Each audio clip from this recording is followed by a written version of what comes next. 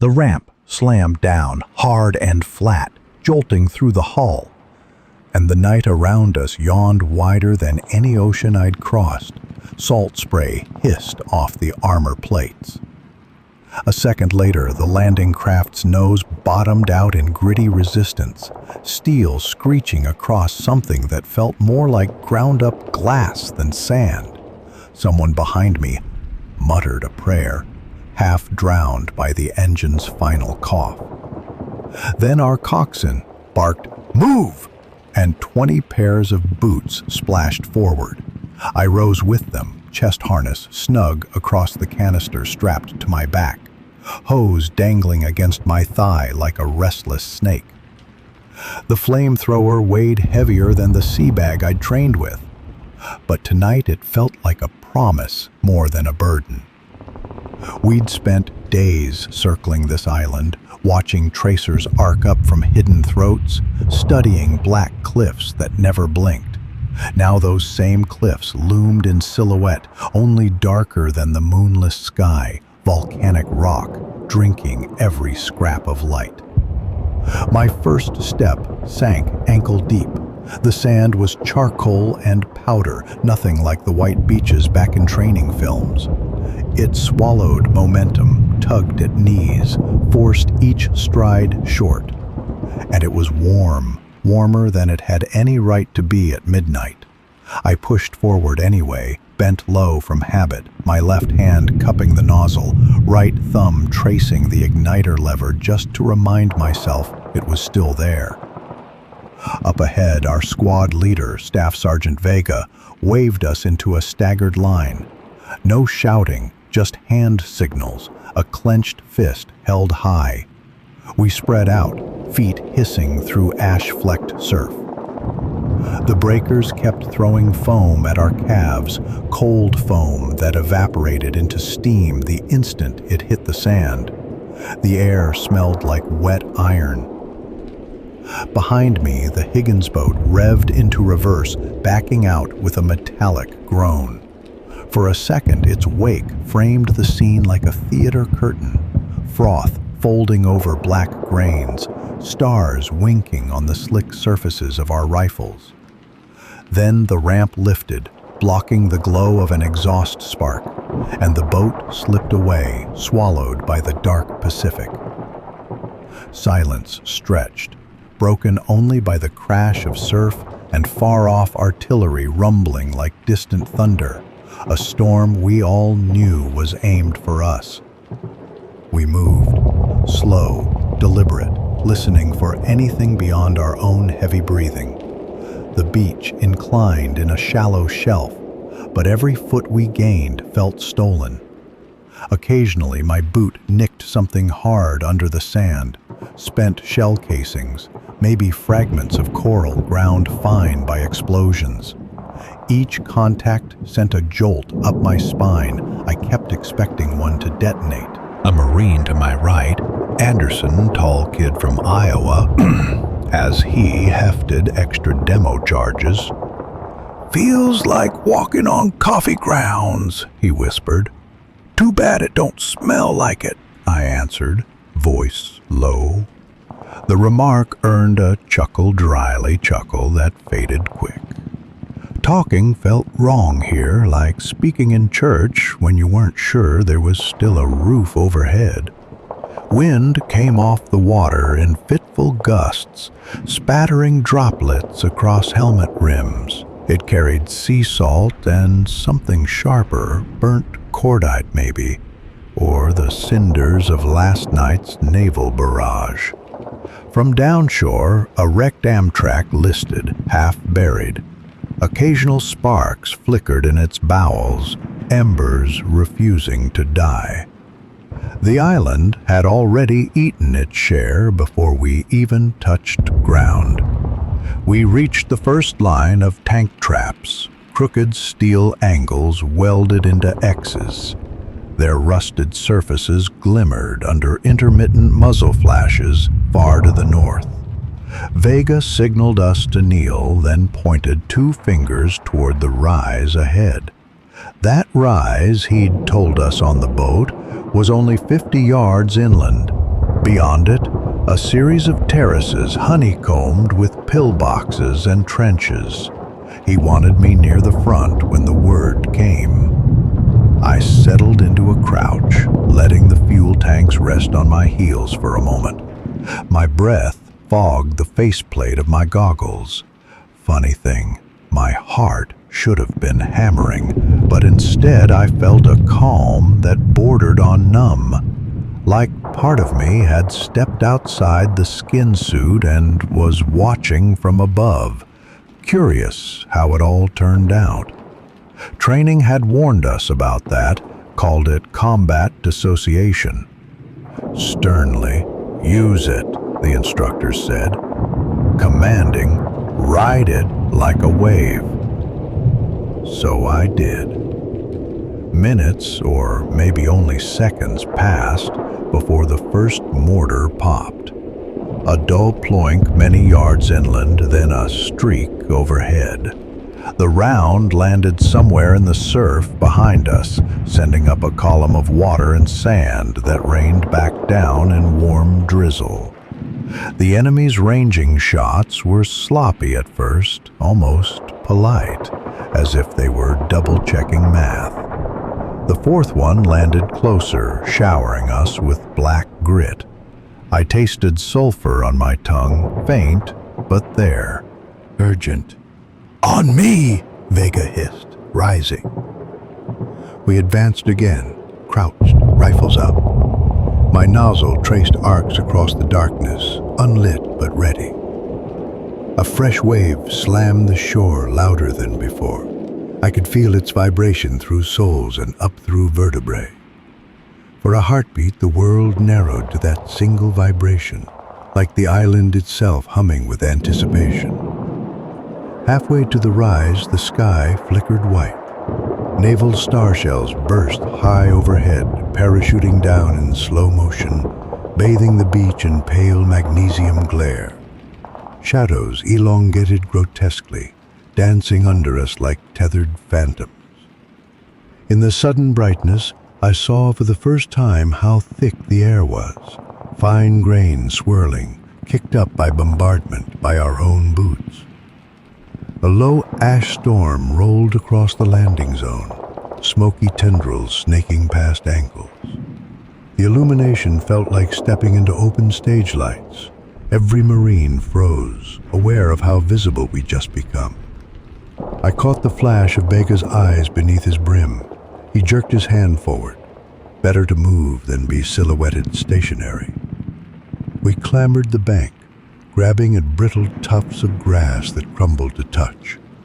The sand gave way, sliding back into itself. As we crested, I finally saw the interior slope. It wasn't a slope at all. It was a cratered moonscape, pitted and gouged, steam venting from cracks like the island was exhaling. The star shells flickered out, replaced by fresh ones, overlapping cones of light that played circus with the shadows. Between bursts, the world turned ink again, leaving images burned in my retina. A machine gun rattled somewhere left, tracer lines skimming waist-high. We dropped instinctively. Bullets sparked off tank traps, pinging like angry hornets. Anderson cursed, low and steady. "Ah, Danny." I smelled cordite now for real, sharp and nostril-filling. Another gust lifted the ash into a gray veil, obscuring everything more than 10 yards away. We crawled, bellies skimming abrasive grit. My fuel tanks clanked softly against an unseen rock, and I tensed, expecting a ricochet to find them. None did. The ground warmed the deeper my gloved fingers dug. "Lava rock," someone muttered earlier on the ship. "Island's just a dormant furnace." Dormant my ass, it still radiated. A sudden whiff of rot drifted in. Sweet, foul, unmistakable. Not death. Different. Like sulfur springs I'd smelled back home on leave near Yellowstone. It was fleeting, then gone, replaced by brine and smoke. Thoughtful. I filed it away. A footnote for later. We reached a shallow depression, maybe an old shell hole. Vega motioned us inside, forming a huddle. He pressed his mouth close enough for us to hear above the surf and sporadic firing. 2 pillboxes, about 30 yards, offset left and right, he whispered. Rifles will suppress. Corbin, he nudged my shoulder. You torch the right one when we give the cue. I nodded. I could almost see the concrete shape in my mind, even if darkness hid it. The flamethrower's hose pulsed faint warmth against my palm. 10 seconds, maybe 12, of continuous fire before the tank ran dry. I'd have to make them count. Rain began, soft at first, tapping on helmets and nozzle tip, turning ash into sticky sludge. The sound layered over distant shelling, over the subterranean groan of the island. Steam hissed where drops struck hot sand, rising like breath from a sleeping beast. The occasional illumination round lit the rain into silver wires slashing the night. Vega raised his fist. Firmly hold. Then he pointed 2 fingers at his eyes. Intense watch me. His hand hovered, ready to chop forward. I flexed my trigger thumb. Wetted lips. The sweet rotten hint returned, stronger now, curling in my nostrils. I couldn't place its source. Uneasy. My stomach tightened, not with fear of bullets, but of something unseen. Something geological, maybe, or something man-made and buried. Every instinct said the island was hollow beneath us, stitched with tunnels, vents, unknown chambers. Somewhere down there, men waited. Somewhere down there, heat and fumes brewed. Vega's hand started to drop, then froze. From our right, deep within the ash haze, came a muffled clang, like a metal door slamming in a cave. It echoed oddly, swallowed and regurgitated by unseen passages. All rifles swung that way. Even the surf seemed to hush for a beat. The rain intensified. A sizzling sheet hissed across barrel tops. The sulfur stink thickened, hitting me like a wet rag to the face. Eyes watered.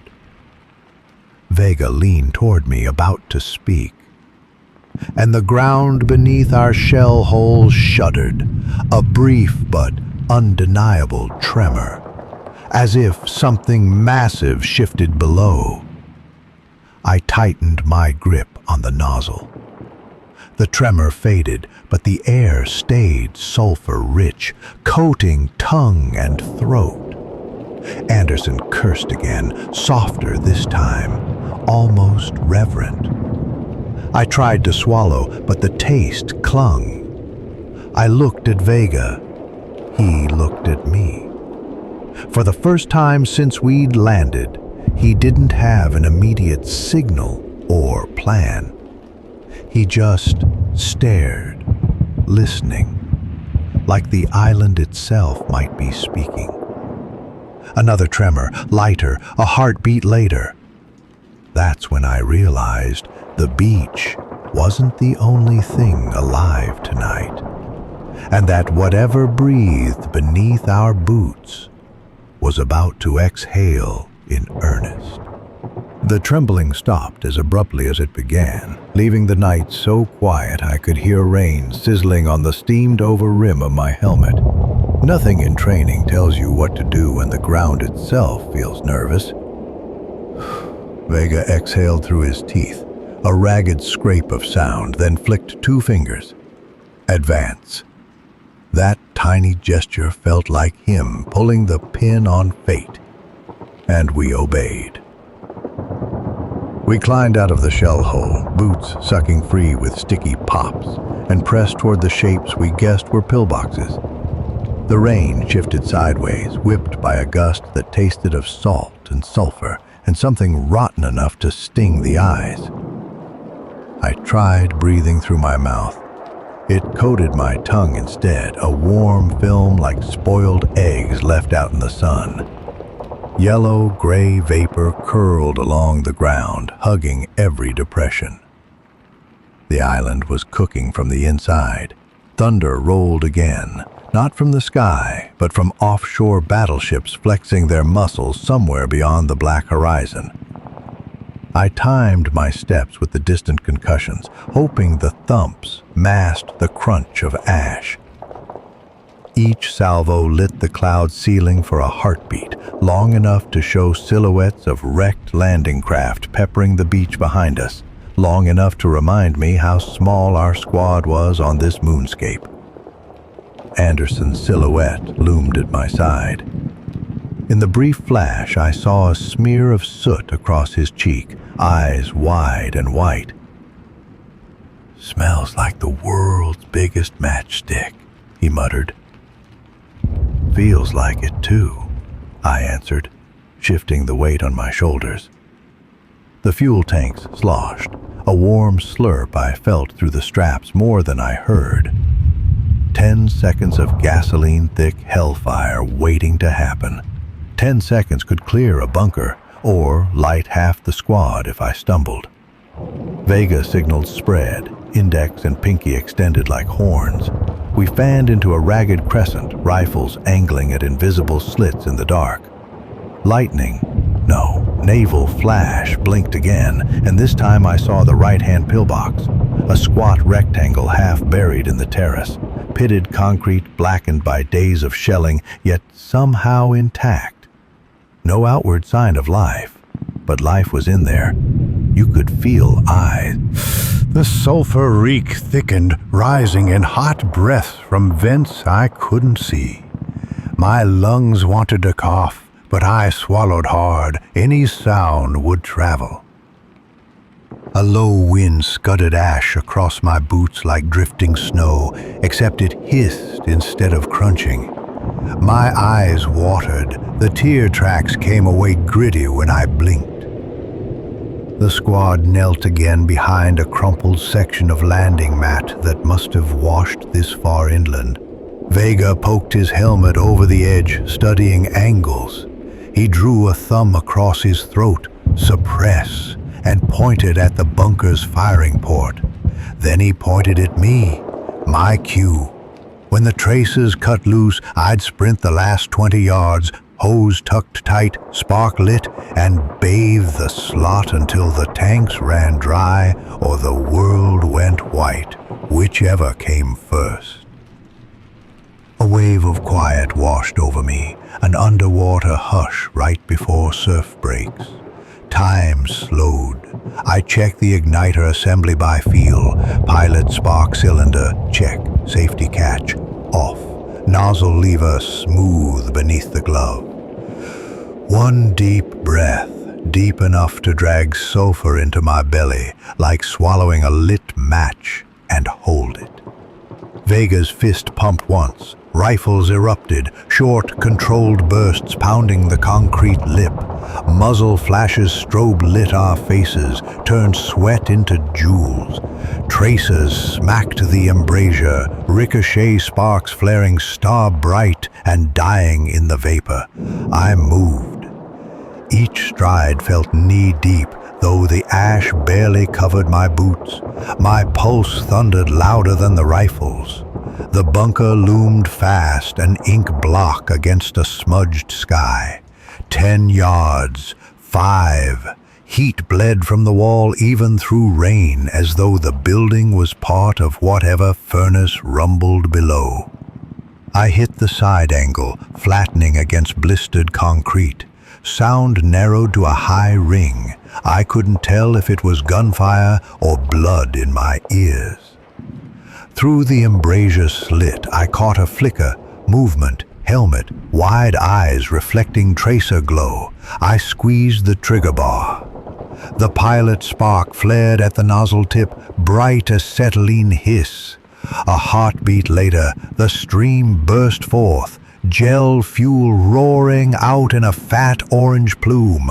It slapped the slit, splashed the inner shadow, bloomed into rolling fire that crawled the bunker's face and poured inside.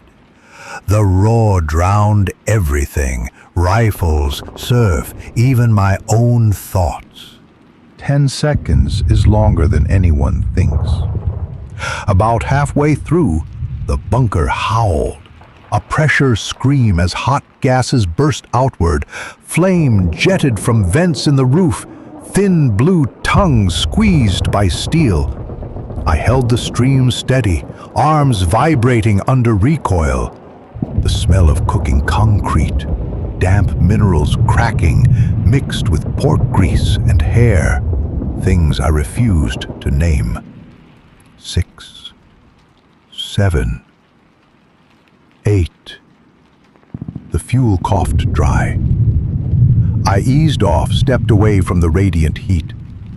Fire clung to the embrasure, stubborn, licking at the lip as though tasting. Smoke boiled luminescent orange from within, then deepened to oily black. Something inside thumped once. Maybe ammo or a body falling against a wall. Hard to tell. I felt light, half floating, tank weight gone now that the fuel levels dropped. Anderson and Jenkins sprinted up, grenades ready in case anything inside still moved. They paused at the entrance trench, but found no need. The only thing emerging was thick smoke curling low across wet ash. Gunfire had shifted farther downslope, a second bunker spitting intermittent bursts toward our left flank. The rest of the platoon was already shifting fire. Vega clapped my shoulder as he passed. Gloved hand, brief squeeze, no words needed. Before we could press on, the tremor came back. Stronger. The ground gave a soft roll like a wave under a carpet. Smoke from the bunker rippled in weird patterns, sucked downward as if an unseen lung inhaled. A distant metallic shriek rose, from tunnels maybe, followed by a hollow boom that vibrated my boot soles. The island groaned. "Tunnel collapse?" Anderson asked. "Or something opening," I muttered, wiping sweat and rain from my brow. My glove came away filthy gray. The sulfur smell hit with renewed force, thick enough to gag. It seemed to pour straight out of seams between terrace layers, carrying heat that fogged goggles. My vision swam. Somewhere to our right, a fissure hissed like a steam kettle. Yellow vapor belched out, swirling in the rain. Vega barked for masks if we had 'em, but we didn't. We tied field scarves across mouths, hardly better than spider webs. My tongue went numb, coppery and sour. Beneath the numbness, I tasted fear, raw and electric. I felt light, half floating. Tank weight gone now that the fuel levels dropped. Anderson and Jenkins sprinted up, grenades ready in case anything inside still moved. They paused at the entrance trench, but found no need. The only thing emerging was thick smoke curling low across wet ash. Gunfire had shifted farther downslope, a second bunker, spitting intermittent bursts toward our left flank. The rest of the platoon was already shifting fire. Vega clapped my shoulder as he passed, gloved hand, brief squeeze. No words needed. Before we could press on, the tremor came back, stronger. The ground gave a soft roll, like a wave under a carpet. Smoke from the bunker rippled in weird patterns, sucked downward, as if an unseen lung inhaled. A distant metallic shriek rose from tunnels, maybe, followed by a hollow boom that vibrated my boot soles. The island groaned. "Tunnel collapse?" Anderson asked. "Or something opening," I muttered, wiping sweat and rain from my brow. My glove came away filthy gray. The sulfur smell hit with renewed force, thick enough to gag. It seemed to pour straight out of seams between terrace layers, carrying heat that fogged goggles. My vision swam. Somewhere to our right, a fissure hissed like a steam kettle. Yellow vapor belched out, swirling in the rain. Vega barked for masks if we had them, but we didn't. We tied field scarves across mouths, hardly better than spider webs. My tongue went numb, coppery and sour. Beneath the numbness, I tasted fear, raw and electric. Another star shell burst overhead, casting the terrace in ghost daylight. In that glare, I saw vents all around us, little holes bored into the hillside, no wider than a forearm. Some man-made, some natural. From several leaked the same yellow mist. The Japanese had used the island's guts, tunneled deep. Maybe they'd broken into pockets of volcanic gas, maybe they were venting it on purpose. The shell's parachute fluttered, its light waning. In the fresh darkness, voices echoed, muffled as if underwater. At first I thought Japanese. Then I caught a phrase in English. Someone calling for corpsemen. Sound carried oddly, bounced through unseen corridors until it felt like the hill itself spoke. We edged forward, toward the next objective, but movement on our flank froze us. A low shadow crawled from a crater, dragging one leg. Marine? Enemy. The star shell had died. Only the glow of the burning bunker painted jagged orange highlights. I raised the nozzle out of reflex, thumb twitching on the spent trigger bar. A shell landed seaward with a colossal whump, heaps of sand lifting skyward in a black fountain. The concussion slapped our backs with invisible hands, flung hot spray over us. I ducked, feeling grains sting my neck. When I looked up, the shadow was gone, swallowed by smoke or earth. Vega waved us on. We couldn't stall. Mission was still the same. Clear. Advance. Link with the line pushing north to secure the foot of Suribachi by dawn. Dawn felt impossible right now. A myth whispered by men who still believed in daylight. We skirted the smoldering bunker, stepping over molten puddles that hissed where rain landed. My boots squished, soles softening from heat. The terrace ahead was steeper, dotted with jagged rocks that might be lava bombs or just shattered concrete. Ash swirled ankle-high, sculpted by mad-handed wind into miniature dunes. I glanced back once, couldn't help it. The pillbox spewed a final gout of flame as something internal collapsed. For an instant, the shape resembled a mouth coughing smoke. Then the roof sagged inward, and darkness swallowed the glow. The surf's roar reached us again, faint but constant, like distant applause for a play no one wanted tickets to. Over it came fresh rifle cracks, our boys engaging the second pillbox. Muzzle flashes punctured the dark. Return fire flickered like angry fireflies. Vega dragged us into another shell crater, smaller, barely shoulder deep. We push on that bunker when they reload. Rain trickled off his helmet brim, carving streaks through ash on his cheeks. He looked ancient under the wash of firelight. Cheeks gaunt, eyes black hollows shining with determination or exhaustion, hard to tell. Steam vented at the crater's base, warm breath ghosting upward. I felt it swirl under my poncho, wrapping spine and ribs in damp heat. The gas left a tang of sulfuric acid on my lips. I spit. The glob sizzled audibly where it landed. The island cracked again, somewhere inside its labyrinth. A dull subterranean bang rolled beneath us, followed by a chain of pops like doors slamming deeper and deeper.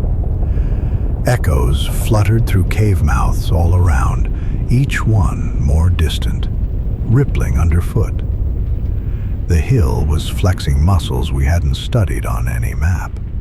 I tightened every strap, feeling ribs compress under the harness. Fresh fuel cylinders clinked at my back. The assistant had swapped them while I torched the bunker. Efficiency, born of repetition. I touched the nozzle, felt the new cylinder warm already from ambient heat. Across the terrace, tracers stitched crimson seams into the second pillbox's face, sparks bouncing like angry bees. Our rifles clicked dry, men ducked to reload. Vega lifted 3 fingers. Our turn.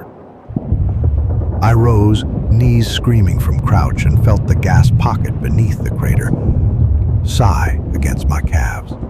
The air shimmered with hot vapor. For a moment I saw nothing but wavering outlines in thermal haze, pillbox, rocks, the dim glow of muzzle fire beyond. My heart ticked in my ears. 1, 2, then Vega's hand dropped.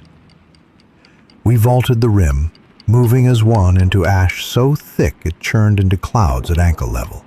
I took 2 strides, then the island shook with a jolt so vicious it buckled my knees.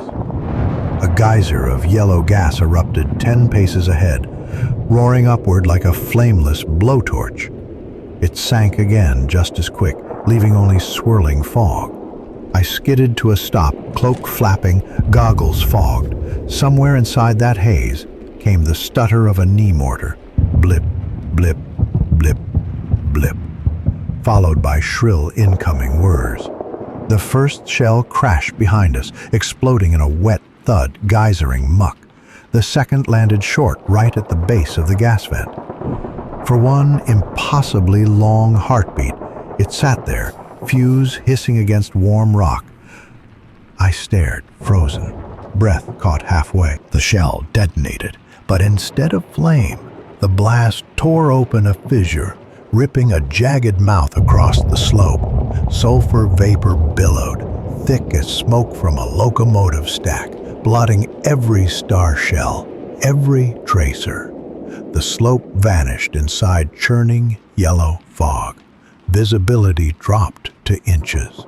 Rifles went silent, gagged by shock and stench.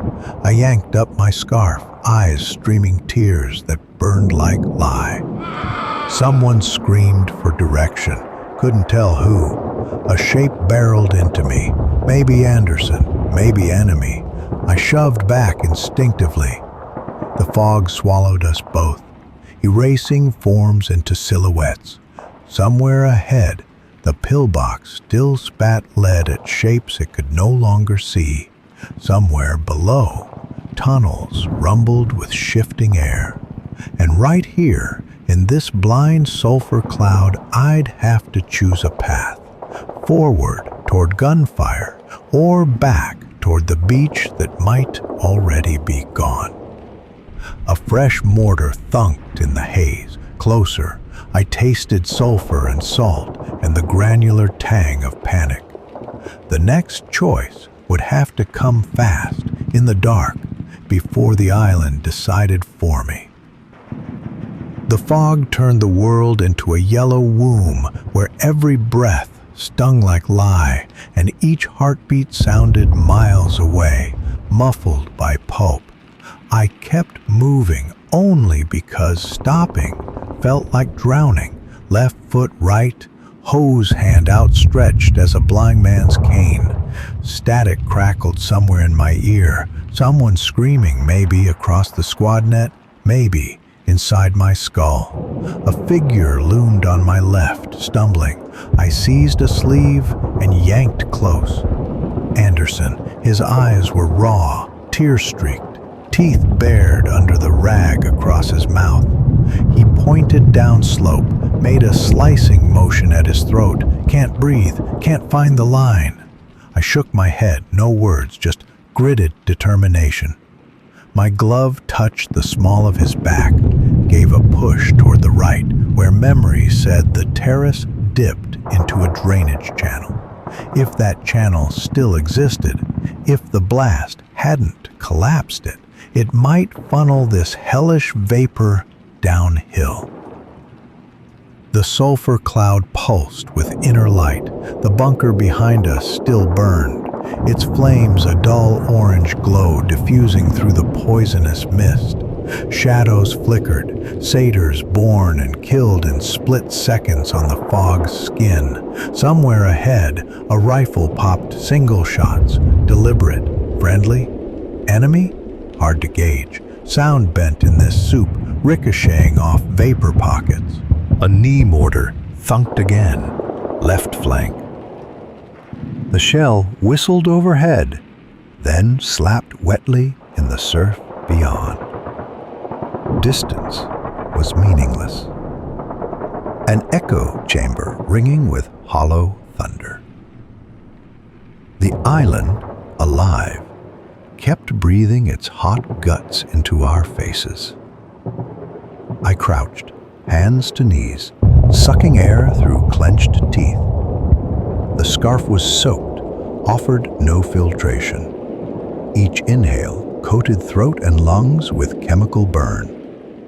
Flames from the nozzle earlier had left a metallic taste. Now sulfur layered atop it, a gruesome cocktail. I spat. It came back stringy and black. Urgent. Corbin! Vega's voice, not more than an arm's length away. He loomed, helmet rim shiny with oily condensation, eyes narrowed slits in a soot mask. Urgent. Channel, 5 meters, this way! He jerked his carbine forward, then grabbed my arm. I felt his grip through thick gloves, a lifeline. We half stumbled, half slid, down a shallow slope that might once have been a bulldozed path.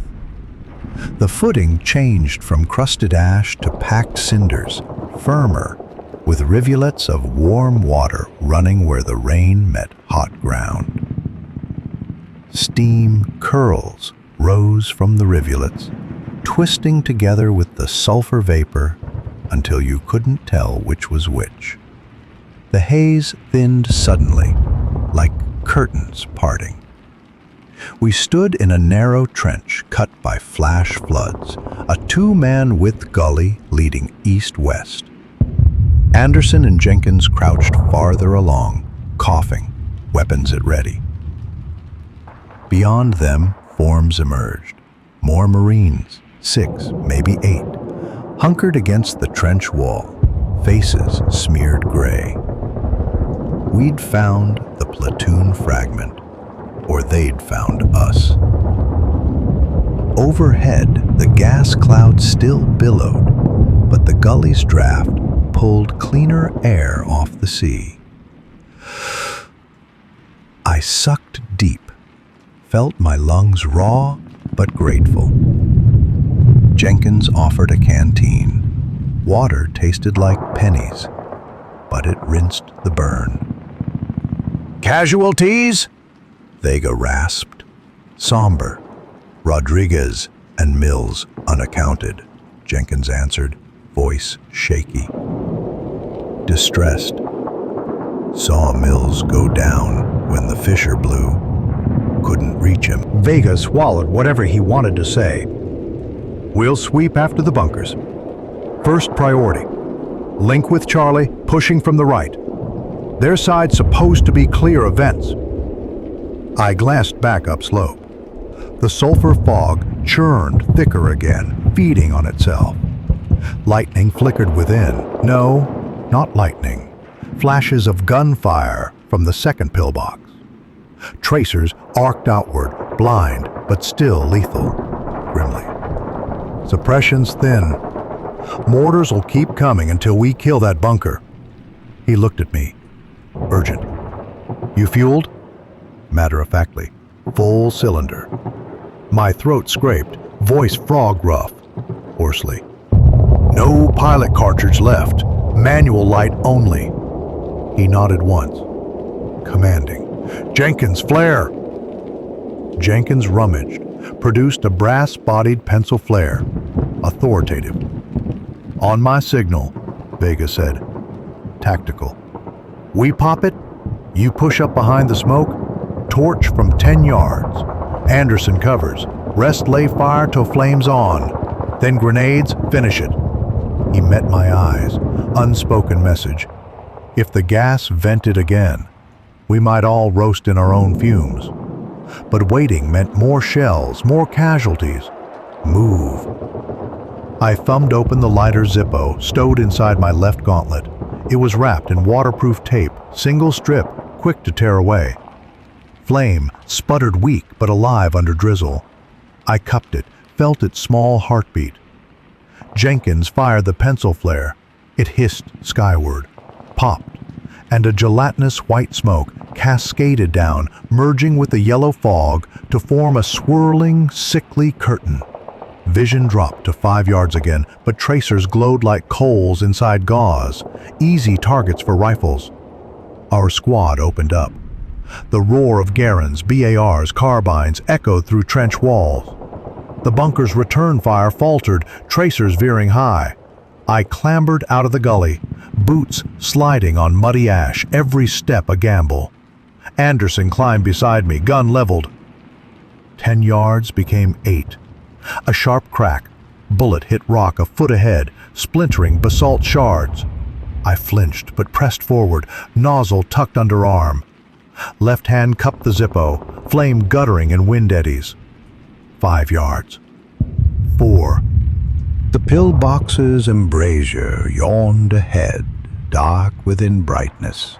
I dropped to a knee, brought the lighter nozzle tip, squeezed ignition, fuel gushed. Nothing. Spark gone. Wind had killed the Zippo a second before contact. Anderson swore, rifled a matchbook from his cargo pocket. He struck one, tiny flare, shielded it with helmeted head. I jabbed nozzle into the flame, squeezed again. The match died, but not before kissing the fuel. The stream exploded outward in a cone of liquid fire, roaring to life. I raked the opening, sweeping side to side. Flames rolled in slow motion, sticky tendrils clinging to concrete, spilling through the slit like molten glass. The roar deafened. Heat pounded my faceplate, turned lenses foggy. Anderson's rifle cracked beside me, shots directed into the fiery mouth. Grenades sailed overhead, 2, 3, clinked against the burning lip, bounced inside, thumps followed, muffled by flame. The pillbox exhaled a plume of black smoke that punched through my stream, carrying sparks and debris outward. Then, as if a furnace door slammed shut, the roar subsided, leaving only crackles. I released pressure on the trigger. Fuel dribbled, hissed on hot stone. My arms quivered from recoil fatigue. Shoulders felt hollowed. Inside the bunker, something metallic pinged repeatedly. Ammo cooking off. No living fire answered. Down! Counterfire! I dove into a shell dip as a burst from farther upslope lashed the place we'd stood. Bullets slicing steam. New threat. Third machine gun maybe. Hidden among blasted rocks. Anderson hit prone beside me, chest heaving. Christ, these nests are breeding. No, I said between breaths. We are pushing deeper into their labyrinth. They prepared overlapping fields. My brain felt detached, analyzing like a map exercise while lungs screamed for air. The sulfur cloud thinned slightly as wind shifted inland. Regular rain, not acid, spattered the terrace. Far down beach, naval guns boomed, lighting the horizon in strobes. The sky behind Suribachi glowed faint purple. Pre-dawn, still hours off, but shells painted false sunrise. Vega crawled over. Tunnel entrances behind that position, He shouted above sporadic fire. if we don't clear them before daybreak, they'll counterattack the line. He studied the flamethrower tanks. Fuel? Quarter left, I answered. We've got spare cylinders. He pointed at Jenkins, who lugged a crate up the trench. Good logistics amid chaos. Marines know their doctrine. After reload, we breach. Corbin on point. Anderson, Dallas, cover. Then we drop in. Drop in. 2 words that turned my stomach. We'd trained for tunnel warfare on wooden mock-ups, low crawlways, plank ceilings. But nobody had pumped sulfur fumes and heart-hot rock into those mock-ups. I unscrewed empty cylinder, hands steady from practice, even as another machine gun rattle skipped overhead. Jenkins snapped the new canister in place, twisted coupling. I bleeding tested the joint with glove, no fuel seep. We'd go on 3, Vega said. 1, 2, not 3. The island interrupted. A deep subterranean crack, thoom, rose beneath our knees, followed by a rush of heated air. The ground under the bunker rippled. I watched concrete sheets slide past each other like continental drift in miniature. The pillbox I'd torched sagged into itself, roof collapsing with a screech of rebar. A vent behind it split open, belching red sparks. Lava? No. Phosphorus rounds cooking off inside ammunition lockers, spurting molten tracers skyward. For a moment, it looked like the bunker was trying to launch itself into orbit. An aftershock rolled us sideways, helmets knocking. My stomach lurched. Somewhere along the line, men shouted in panic. Some cheered. The quake passed, leaving the hillside rearranged in subtle ways. New cracks, wider vents, rocks loosened. Vega pulled himself up, urgent. Change of plan. That tunnel's wide open now. He pointed at a jagged rift where bunker masonry had torn away, revealing a sloping shaft descending into blackness. Warm air pulsed from it, carrying that same sweet, foul reek. No machine gun fired now. The nest must have been swallowed. We lost. Charlie Company's still pushing from the right, Vega said. If we're in those tunnels first, we can flank and clear before dawn. I stared at the opening. Darkness breathed, almost visible, edged by red glow deep inside. Like the throat of some slumbering beast whose snores were mortar thumps and whose coughs were gas vents. Anderson knelt beside me, fresh magazine tapped into his rifle, concerned. You think they're alive in there? Some, I said.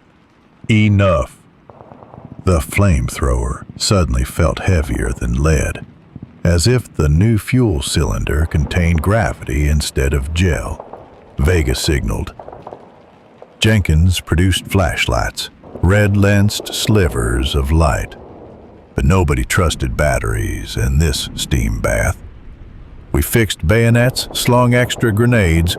The tunnel mouth waited, exhaling quietly, pungent breath, swirling rain into weak spirals. I took point, nozzle raised. The others formed behind, 2 by 2.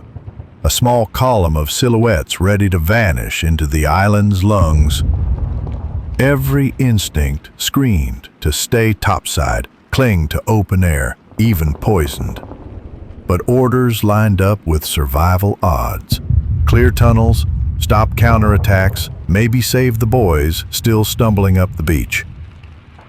I stepped across the rubble edge, boots clanking on broken rebar, into a chute of sloping stone. Heat washed up my legs, wet and oppressive. Light from flaming debris behind us faded within 5 steps, leaving only darkness painted by faint ember glows in rock seams. Walls dripped moisture that sizzled where it met hot surfaces, a constant patter like frying eggs. The tunnel angled left, then right, each bend hiding whatever lay ahead. The floor was coarse volcanic glass sprinkled with gravel. Sharp edges slashed boot soles. I felt each crunch. Overhead, timber braces shored the ceiling. American lumber, stamped markings, salvaged from wrecked pallets maybe. Proof of months-long labor by defenders who knew every inch. 10 yards in, the bunker noise vanished. Surf fell silent. What remained were our breaths and a distant hum deeper down, rhythmic, almost mechanical. Maybe generators, maybe pumps venting gas, or maybe it was the heartbeat of the mountain itself, amplified by narrow walls. I thumbed the pilot spark. Fresh cylinder means fresh propellant cartridge, and a small blue flame danced at nozzle tip, casting jittery light forward. Shadows leapt against walls, jagged, menacing shapes that mimicked our own. We pressed on until the passage opened into a chamber carved roughly, ceiling high enough to stand. Crates stacked against walls, ammo boxes, rice sacks, drums of aviation fuel. Anderson whistled low, awe mixed with dread. One bullet in here could light the place like the surface of the sun. My finger brushed safety catch a little tighter.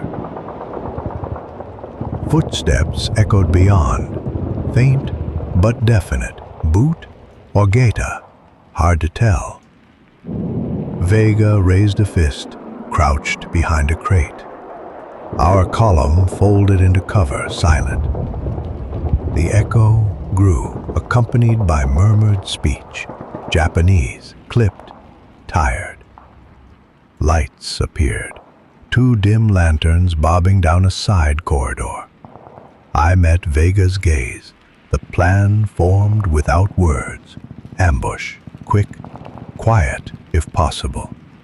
But in a room lined with fuel drums, flamethrowers were worse tools for stealth. I set a nozzle aside, drew Colt pistol instead, thumbing hammer gently.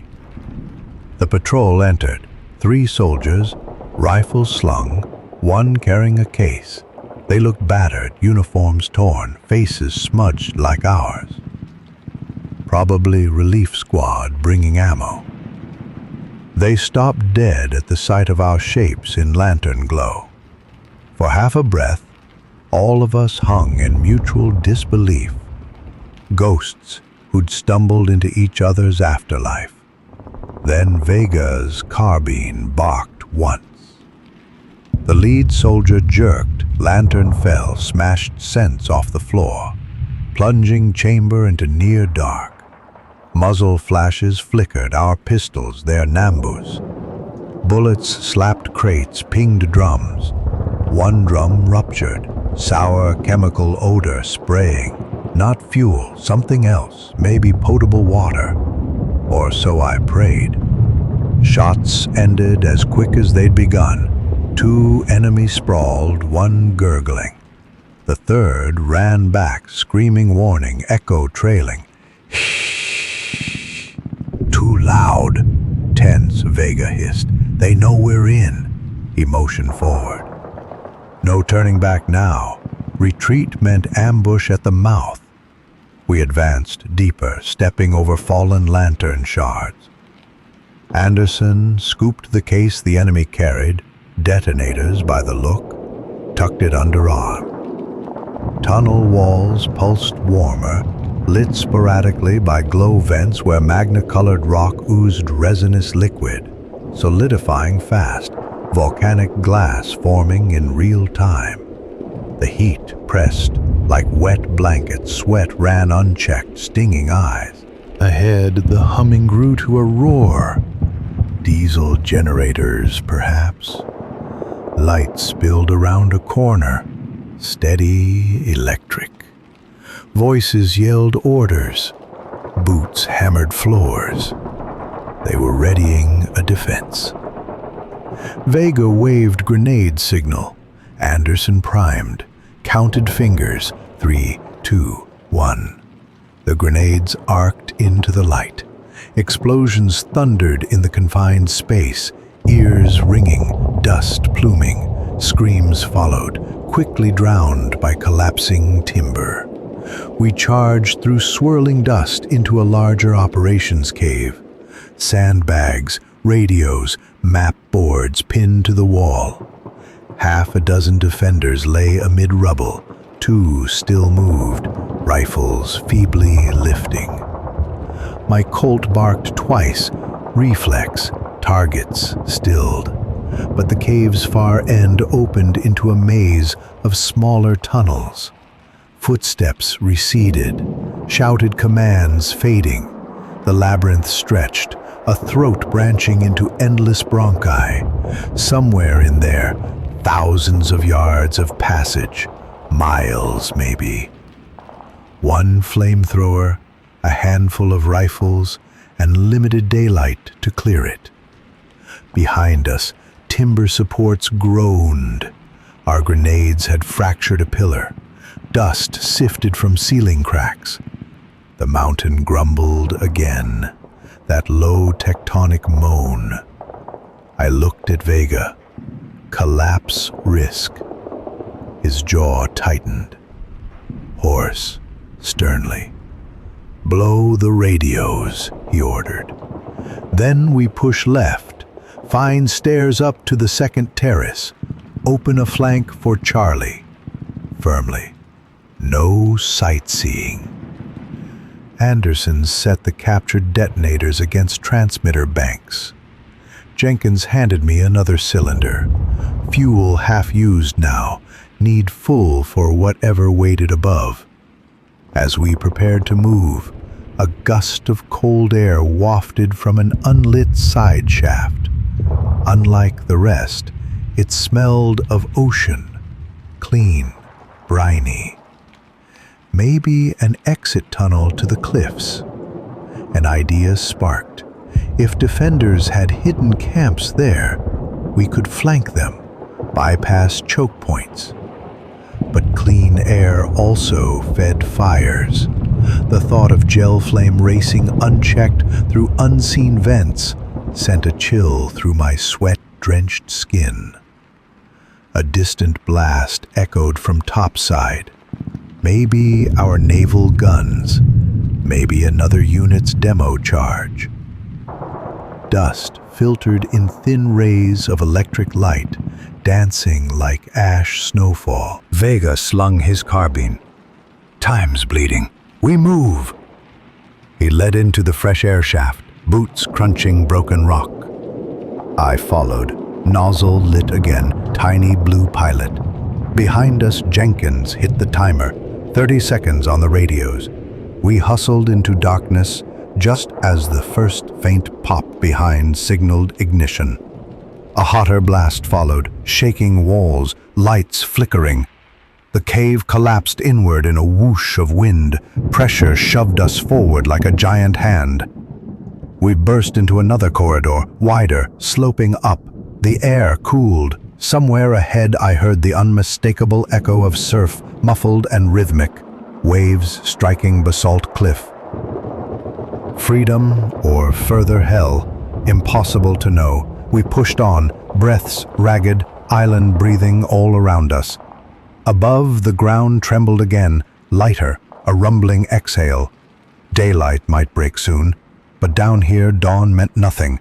Only the glow of pilot flame, tiny and fragile, lighting each uncertain step toward whatever waited at the next bend. The corridor narrowed as it climbed, forcing us into single file. Every few yards, jutting spalls of basalt snagged packs and sleeves, peeling away damp cloth fibers that fluttered behind like shed skin. The air changed in subtle gradients, less of the sweet rotten sulfur now, more of cold brine pulsing in with each hollow thump of waves below. It made the tunnel feel tidal, as though the ocean itself was breathing through these stone lungs. My pilot flame quivered in the draft. Whenever it leaned sideways, I saw the walls in warped orange, veins of glassy obsidian glittering like dark ice. Footing grew treacherous. Years of seep had glazed the floor, leaving a film slicker than oil. None of us dared full voice. Our whispers were ragged gasps, words chopped short so echoes wouldn't carry. 2 minutes in, we hit a fork lit by a single battery lantern hanging from a nail. The lantern's wick guttered in the wind, painting indecisive shadows that swung when we moved. To the left, the floor sloped down again, toward the breakers. To the right, it rose in a tight switchback clogged with sand-filled ammo crates. Vega gestured up. No compass needed. Up meant toward Suribachi's inner slope, where the next line of defenses waited. We started clearing crates for passage. Their wood was swollen with damp and stamped with red kanji I couldn't read. Maybe ammunition, maybe explosive, maybe both. Anderson and Jenkins heaved them aside, stacking where the ceiling arched highest. None of us risked opening them. A loose friction cap could turn this neck of tunnel into a gun barrel. Past the barrier, the air warmed abruptly. Not sauna hot like the lower shafts, but humid, metallic, like the inside of a boiler room that had cooled only an hour before. Turbine hum vibrated through boot soles again, steadier now, maybe 20 yards ahead. That half-heard motor became a metronome for our steps. Hum, hum, footstep. Hum, hum, another footstep. My pulse synced with it, whether I wanted or not. The switchback leveled into a service gallery, reinforced with railroad ties. A makeshift catwalk of planks spanned a pit where pump machinery chugged, unseen but loud. The place smelled of diesel and lubricating grease, oddly comforting after the stench outside. Reminded me of the farm equipment shed back in Illinois, where I'd spent summers before the war, wrenching on tractors for beer money. For a second, the memory made me dizzy, like stepping out of time, but the gunmetal taste of fear snapped me back. Vega halted us beneath a dangling cable rack. From here, the tunnel split again, one limb vanishing into pitch darkness, the other glowing faintly around its curve. That dim light flickered and flared in unnatural pulses, lamp beams shoved aside by something brighter that came and went. Fire? Flashlight traffic? Hard to know. He inched forward, motioned me beside him. Objective might be up there, strained, he breathed. Observation post or vent to the outside. If so, we can mark it for naval guns. The idea of standing in fresh air, even shell-torn, felt like ice water against sunburn. I nodded, checked the fuel gauge, 3/4. enough for one more big stream, maybe two careful bursts. We crept the last bend. The tunnel abruptly widened into a cavern gouged upward by tools and maybe dynamite. Crude firing steps were cut into walls, leading to a slot high overhead, where smoky dawn seeped, slate blue against black stone. No defenders visible, but beneath the slot, a crude iron ladder, bolted to the wall, ascended 30 feet to a perch, a shadowed platform where someone could observe the beach line unmolested. Closer inspection showed a body, slumped near the ladder's base. Japanese infantrymen, half buried by rockfall, rifle still slung. Fresh, maybe the quake we'd felt dropped ceiling box onto him. His cap lamp lay smashed, filament sparking dimly, the pulses we'd seen. While Jenkins and Dallas scanned the opposite passage, Vega and I approached the ladder. From this angle, I could see streaks of early sky through the observation slit. Lavender, warming to faint gold. Dawn, finally. We'd fought half the night and tunneled the other half. "Recon only," Vega whispered.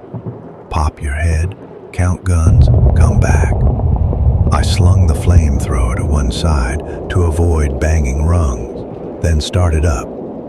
The iron felt greasy, cold despite the cavern heat.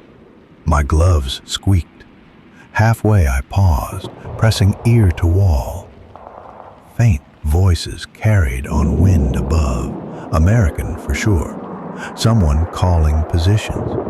Maybe the next wave on the terraces. Good sign. I reached the platform, crouched. The slit was knee-high, just wide enough for binoculars. I eased my eyes to it.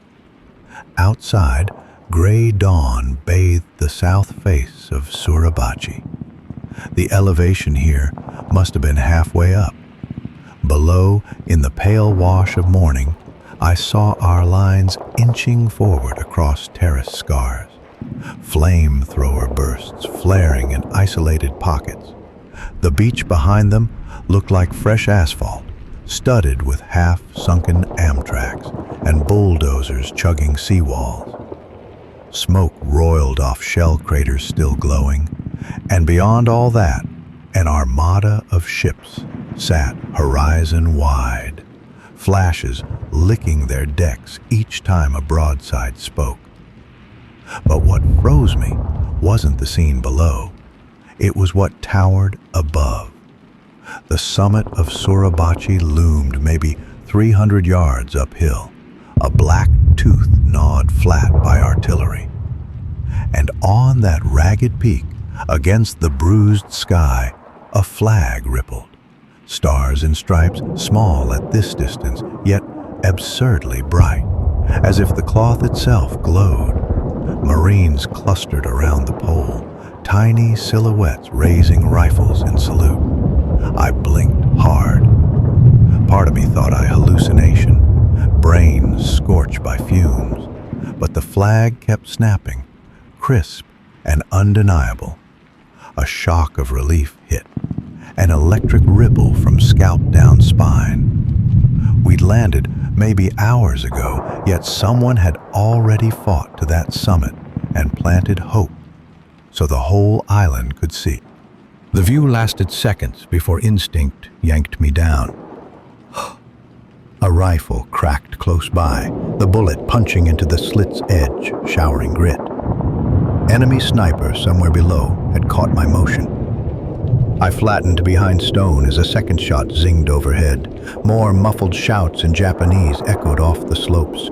Below, Vega waved frantically. I scrambled down the ladder, nearly missing a rung. The moment my boots hit cavern floor, a grenade clinked onto the platform above, where I'd just been. We dove behind pump machinery. The blast ripped dust and shrapnel through the air. Iron shuddered, lights flickered. Rock chunks rained, thudding onto helmets. Ears rang, but bodies were intact. The ladder twisted, half torn away. No going back up. "The flag's up," I rasped, coughing grit. "Suribachi's ours, or nearly." Vega's expression split between disbelief and feral grin. "Then we hold whatever ground we can reach," he said. But celebration lasted one heartbeat. Footsteps pounded in the tunnel behind. Enemy platoon racing toward the cavern, maybe alerted by shots. Vega pointed at me, then at the tunnel mouth. The meaning was simple and terrible. Seal it. There were fuel drums stacked along the wall here too, smaller but enough. I yanked the pilot trigger, a blue whisper at nozzle. Anderson and Dallas kicked drums into a loose pile just inside the approach, while Jenkins wired a captured satchel charge atop. Enemy voices grew louder, steel-shod boots clanging ladder rungs, safety catches clicking. I squeezed the trigger. Napalm arced, spraying drums, floor, walls, turning black stone into lava. The satchel fuse caught flame, frantic sparking. We dove back toward the pump pit as the charge detonated. A roar like a train in a tunnel hurled us flat. Heat scorching hair despite distance. The passage filled with whirling ember ghosts. A fireball surged, then sucked back as air rushed to replace it. When the glare eased, the approach was gone. Just a glowing plug of melted basalt, sealing enemy advance. The iron ladder embedded like a fossil in glass. But the blast also cracked timber above, and a sheet of ceiling slammed down across the cavern, pinning half the pump machinery. The generator shrieked, gearbox teeth grinding. We scrambled away as sparks fountained. Diesel sprayed, igniting where it splashed napalm remnants. Flames crawled up beams like red vines. "Out! Back to the fork!" Vega yelled. Smoke blacked out headlamps. We traced the wall by bare hands, heat blistering palms through gloves. The wood groaned behind, collapsing in a hiss roar as diesel tanks blew. Pressure punched our backs, shoved us stumbling into the switchback tunnel. Downdraft sucked smoke past as the cavern became an oven. Shadows danced epileptic along walls. We reached the fork where lanterns still sputtered. Left branch, downward, now belched smoke near the ceiling, but hung lower with clear air along the floor. It would lead us back toward the sea cliffs. Upward path no longer safe. Firestorm fed on our escape. No time to weigh options. We slid down the left branch, half running, half... Temperature dropped by degrees until breath steamed again, blessedly cool. Water dripped from ceiling and walls, pattering like rain on tin. The slope leveled, opened into a long horizontal gallery hewn straight as a mine shaft. I smelled salt, strong and fresh. At its far end, daylight glowed around a rough-cut arch. We sprinted for it, legs jelly, lungs whew. Behind us, the roar of burning diesel faded, but the mountain still groaned, each grievance settling in rock creeks. The arch debouched onto an exterior ledge halfway down the cliff face, an assault path the defenders must have used to shuttle supplies from sea caves. The Pacific spread beyond, slate under dawn. Surf hammered rocks below, echoing up caverns like giant drums. A cold wind slapped the sweat off my face, carrying ash away in gray streamers. For a moment, we leaned against the wall, gulping air, letting lungs purge poison. I followed the ledge with my eyes. 30 yards right, it bent around a buttress and disappeared. Left, it slanted down to a sand-choked ravine that cut toward the terraces where our lines advanced. From that direction rose distant shouts, the staccato of friendly BARs, the bark of 37 guns. Allies were close. But enemy voices drifted from the bend as well. Nervous commands, clatter of crates. Probably a rear exit we hadn't closed. Vega wiped soot from his eyes, read the scene in a glance. Firmly. "We hold this choke point," he said. "Block them from the sea tunnels till engineers can blow them." I checked the gauge. Half cylinder after the satchel torch job. Enough for one more sweep. If the enemy tried massing in that bend, they'd meet a wall of flame. Dallas set his BAR on a rock outcrop. Anderson stacked extra mags. Jenkins crawled nearer the corner, listening. Wave spray misted our faces, cool, briny, an antidote to every sulfur breath we'd drawn since landing. Overhead, gulls, startled by bombardment, circled, screaming like mortar rounds that forgot to fall. I looked south again, uphill. The flag still flew, tiny now against brightening sky, yet visible across every swale and crater. Sunlight finally caught the fabric, lighting red stripes same color as the blood crusted on my gloves. For that second, my chest loosened, like the harness had lifted itself. The respite lasted 2 heartbeats. Then Jenkins signaled with 2 quick hand chops. Movement ahead. Boots scuffing stone, metallic scrape. I centered my nozzle on the bend, thumb brushing igniter. Wind hissed around us. Surf boomed, distant artillery cracked, and the ledge vibrated with the footfalls of men we could not see yet, but soon would. I drew a long breath of salt air and waited for the corner to birth its shadow. Boots scuffed stone, steel on basalt, and a single helmet bobbed into view at the bend. Then 3 more behind it, rifles at the hip. They moved cautiously, hunched beneath the sky, as if sunlight itself might shoot them. Dallas's BAR cracked first. The lead soldier jerked backward, rifle spinning over the ledge. It smacked rocks below before the surf swallowed the sound. The others dove for the cliff wall, shouting up the line. I stepped forward, thumbed the igniter, and walked a short burst across the stone.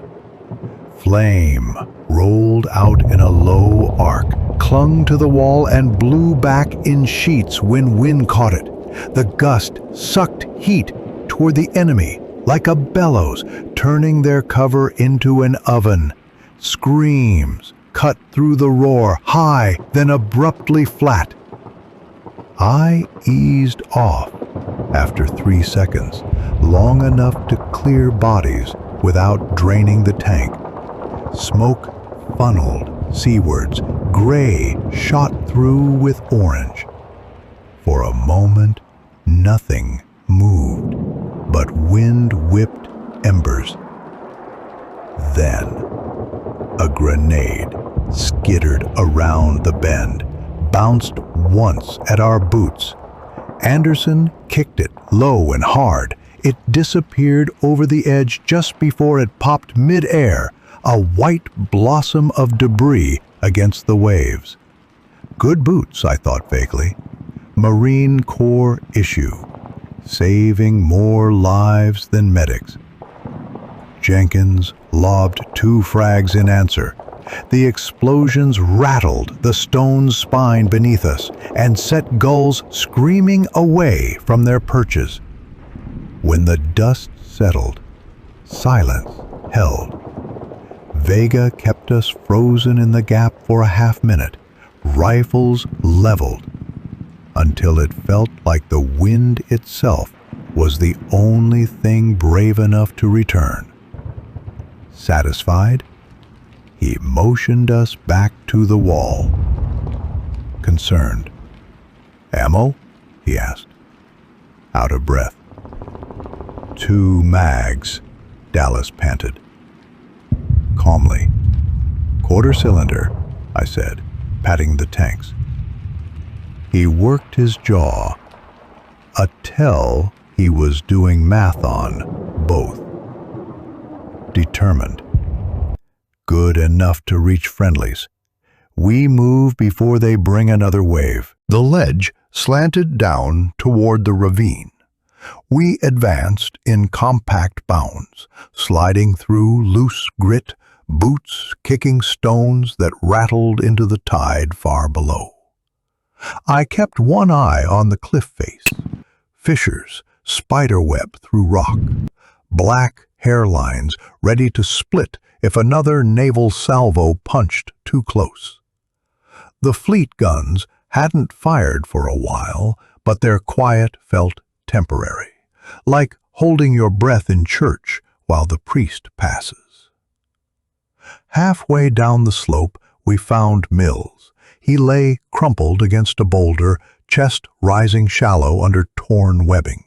A jagged fragment of rebar jutted from his thigh, dark with drying blood. His helmet was missing, but his eyes were lucid, fixed on the flag atop Suribachi, now glowing gold in the full dawn. "Hell of a view," he rasped, half grin, half grimace. Anderson knelt beside him, pulled gauze from an aid pouch, and packed the wound while Mills clenched his teeth so hard I thought they'd crack. Vega scanned the terraces below, picked out a trio of stretcher teams moving among shell holes like ants. He passed me the radio handset salvaged from the tunnel op center. Static hissed, but a voice cut through. Company CP on the second terrace, directing litter bearers and ammo mules. "This is Able 2, Vega said. "Holding Cliff Ravine north of Sea Tunnel, 4. 1 wounded, ambulatory with carry. Request corridor and cover." A burst of garbled acknowledgement came back. Then, "Smoke up in 90 seconds, follow it straight down." I snapped another cylinder onto the rig, last full one Jenkins carried, while Dallas fashioned a quick sling for Mills with poncho halves and rope. The smoke round thumped somewhere below.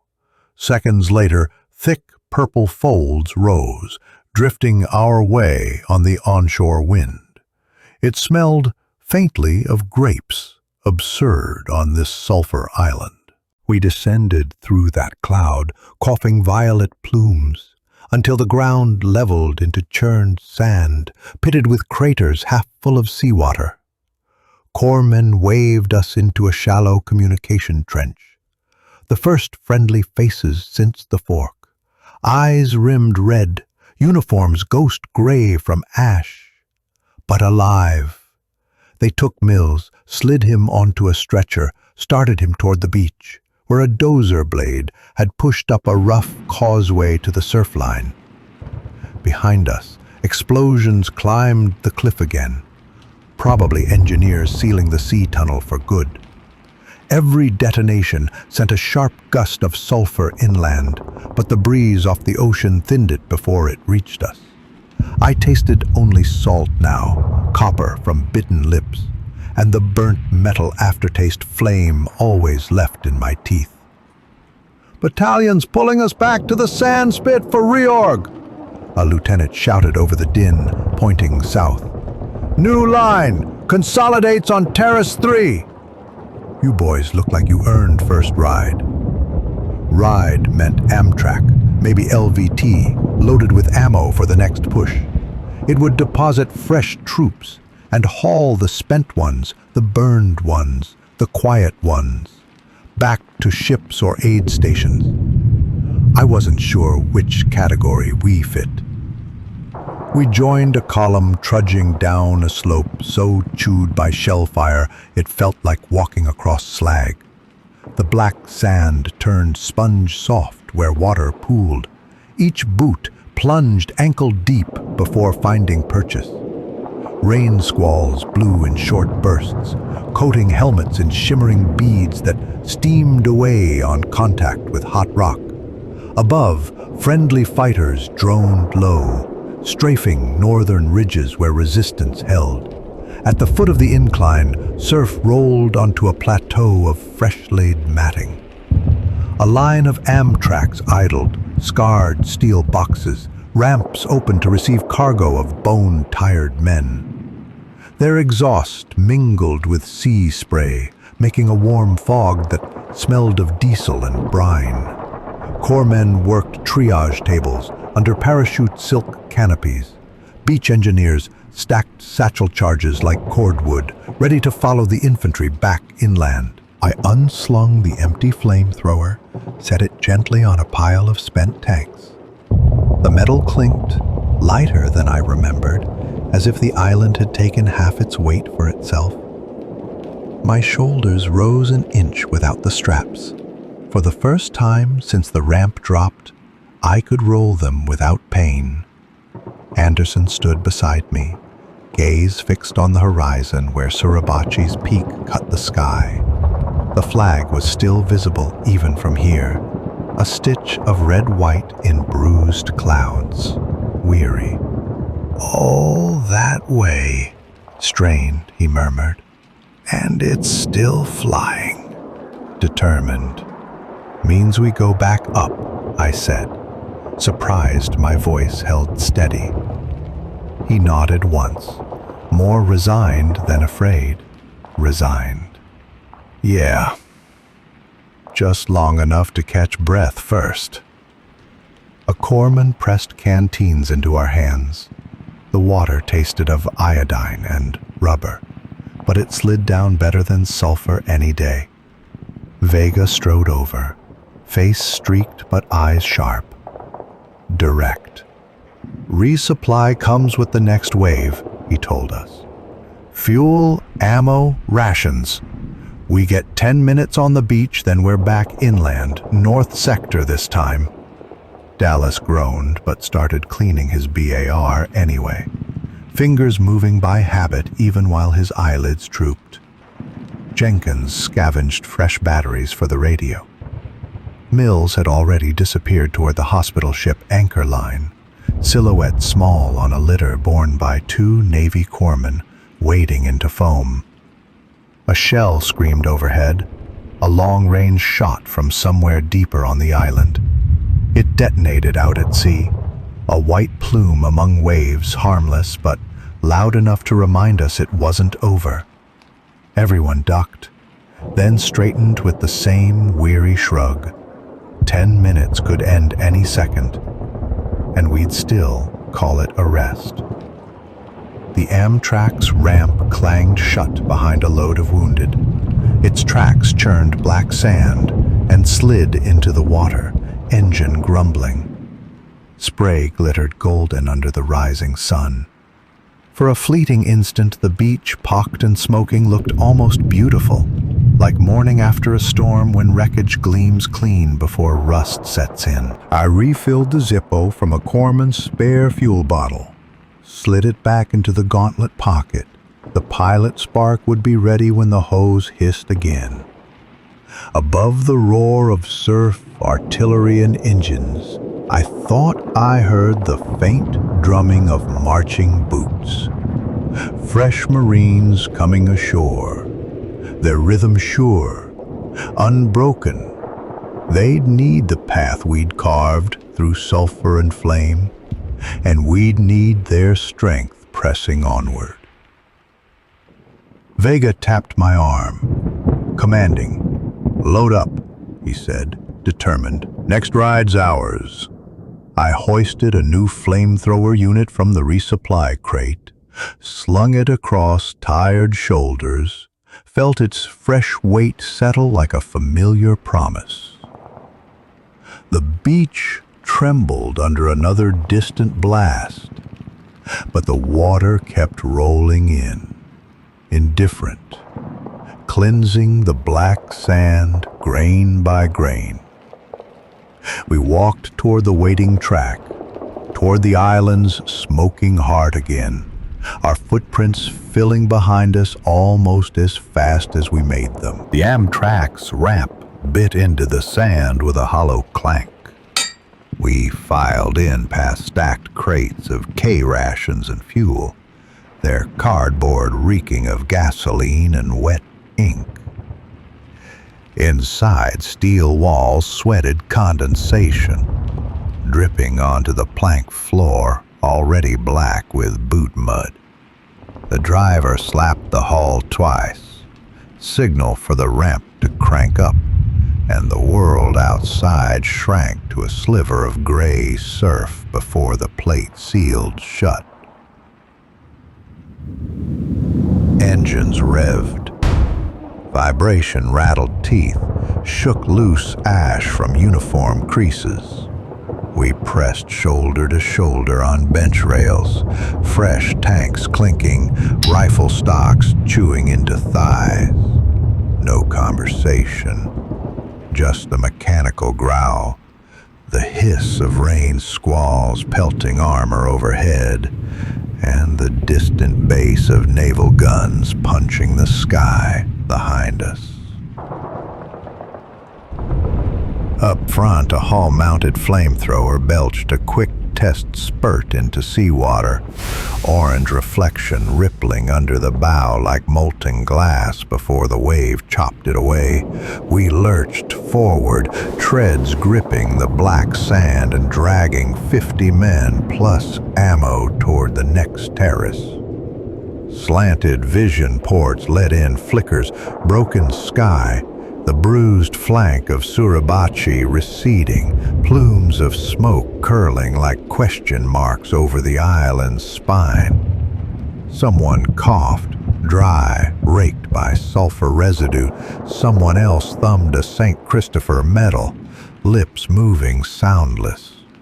The rest of us stared at nothing, riding the engine's heartbeat. The track lurched left, then right, grinding across a scarred washboard of craters half full of brackish water. Each jolt threw sparks of pain through calves already cramping. Outside, ricochets pinged off the hull. Ricochets or small caliber pot shots, hard to tell. We braced for a direct hit, but none came. Somewhere in the compartment, a man laughed once, short and high like a cough. It bounced around steel walls, then died. 10 minutes felt like hours before the ramp dropped again and a wall of sulfuric steam slapped us. We piled out onto Terrace 3, new ground for us, churned into dirty porridge by shellfire and rain. The smell here was different, richer, almost sweet, clogged with diesel exhaust from bulldozers still chewing ridgelines under sniper fire. Gusts of volcanic ash blew sideways, pitting cheeks like hail until the next drizzle glued it into a slick mask. A field major flagged us down, map flapping in the wind, north sector. Objective, a warren of trenches and caves feeding into the island's central spine. Last real obstacle before the airfield plateau. Take it, seal it, hold till tanks could lumber up. Same dance, new tune. Vega split us into two teams. My flamethrower group would snake through drainage cuts into the first trench, torch any spider holes, hopscotch forward under BAR cover. The second team set up a base of fire with 60mm mortars. We moved fast, guided by that internal metronome you get after enough landings. 1, 2, pause. 1, 2, drop. The first trench mouth resembled a collapsed esophagus. Timbers cracked, sandbags slumped, a stench of damp powder and something older. I scraped nozzle tip along the lip, half expecting a bayonet thrust. Nothing. Inside, the tunnel angled left, right, then forked in a blind Y. Vega shoved a smoke grenade down one arm. It coughed gray billows that crawled along the floor. No movement, no cough back. Safe enough. We advanced, boots sloshing through ankle-deep sludge, warm as bathwater. Steam condensed on goggles, turning the world to gray swirls until a wipe of glove cleared a keyhole of vision. Every 10 yards, a cavelet opened in the wall, some empty, some stacked with rice tins or mortar rounds wrapped in waxed paper. One held 3 skeletonized rifles and a belt of grenades bandoliered over a long-dead defender who'd been sealed into his post by earlier blasts. We slid past without words, a silent acknowledgement. That could be any of us, given a different toss of dice. 200 yards in, the trench exited onto a sunken road formed by lava flow centuries earlier. Now, a tactical highway. A Japanese Type 92 heavy machine gun waited at the far end, set in a revetment cut straight from basalt. Its crew had spotted movement beyond our right flank and raked the ridge with tracer arcs. We moved undetected behind their line, unseen under the ash squall's veil. Vega tapped my arm, pointed to the flanks of the revetment. Anderson read his intent, flanked wide with Dallas and a couple grenadiers. They belly-crawled through a berm of sulfur-encrusted gravel, helmets camouflaged by accidental ash. I counted breaths. 1, 2, 3. Then squeezed the trigger. Fire leapt, hissing across the open road in a hungry ribbon that flattened against the gun pit. Steel glowed, barrels drooped like wax. The crew barely twisted before the stream engulfed them. Anderson's team lobbed grenades right after, explosions booming inside the flaming nest. When the fire died back, nothing moved except warped ammunition belts curled like charred vines. Rain hammered down again. Shocked steam off the scorched revetment. The mixture of fresh water and burning napalm created a cloying, chemical fog. We, coughing through it, pushed forward. Each man's silhouette became a smear of gray and orange, ghost-like. In the haze, we nearly stepped on a wounded Marine dragging himself away from a crater. Face blackened, teeth clenched around a morphine surette. He pointed behind him, eyes wide. Live bunker still spitting from the ridge directly west. We hauled him to a depression, left him with Corpsman Jenkins, had flagged down from the reserve platoon, then angled upslope toward the bunker. Thunderheads rolled overhead, thunder of a different kind. Artillery shook the ground at intervals. Whenever a round landed too close, pulverized sulfur puffed up like smoke bombs, momentarily blinding us, then drifting out in long ribbons that stung eyes and lips. The bunker turned out less bunker, more blasted lava tube with a crude steel door welded across the opening. Hinges already sagged from earlier hits. Vega planted a satchel charge while I stood beside him, finger poised on the flamethrower's sparker in case defenders chose that moment to push out. There was a hush pocket around us. No gunfire, no surf, just the quiet hiss of rain on hot rock. It felt like the island paused to listen.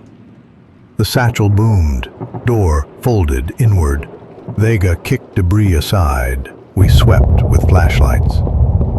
Inside, only empty crates, blood smears, and a still ticking field phone dangling by its cord. Whoever manned the post had withdrawn deeper.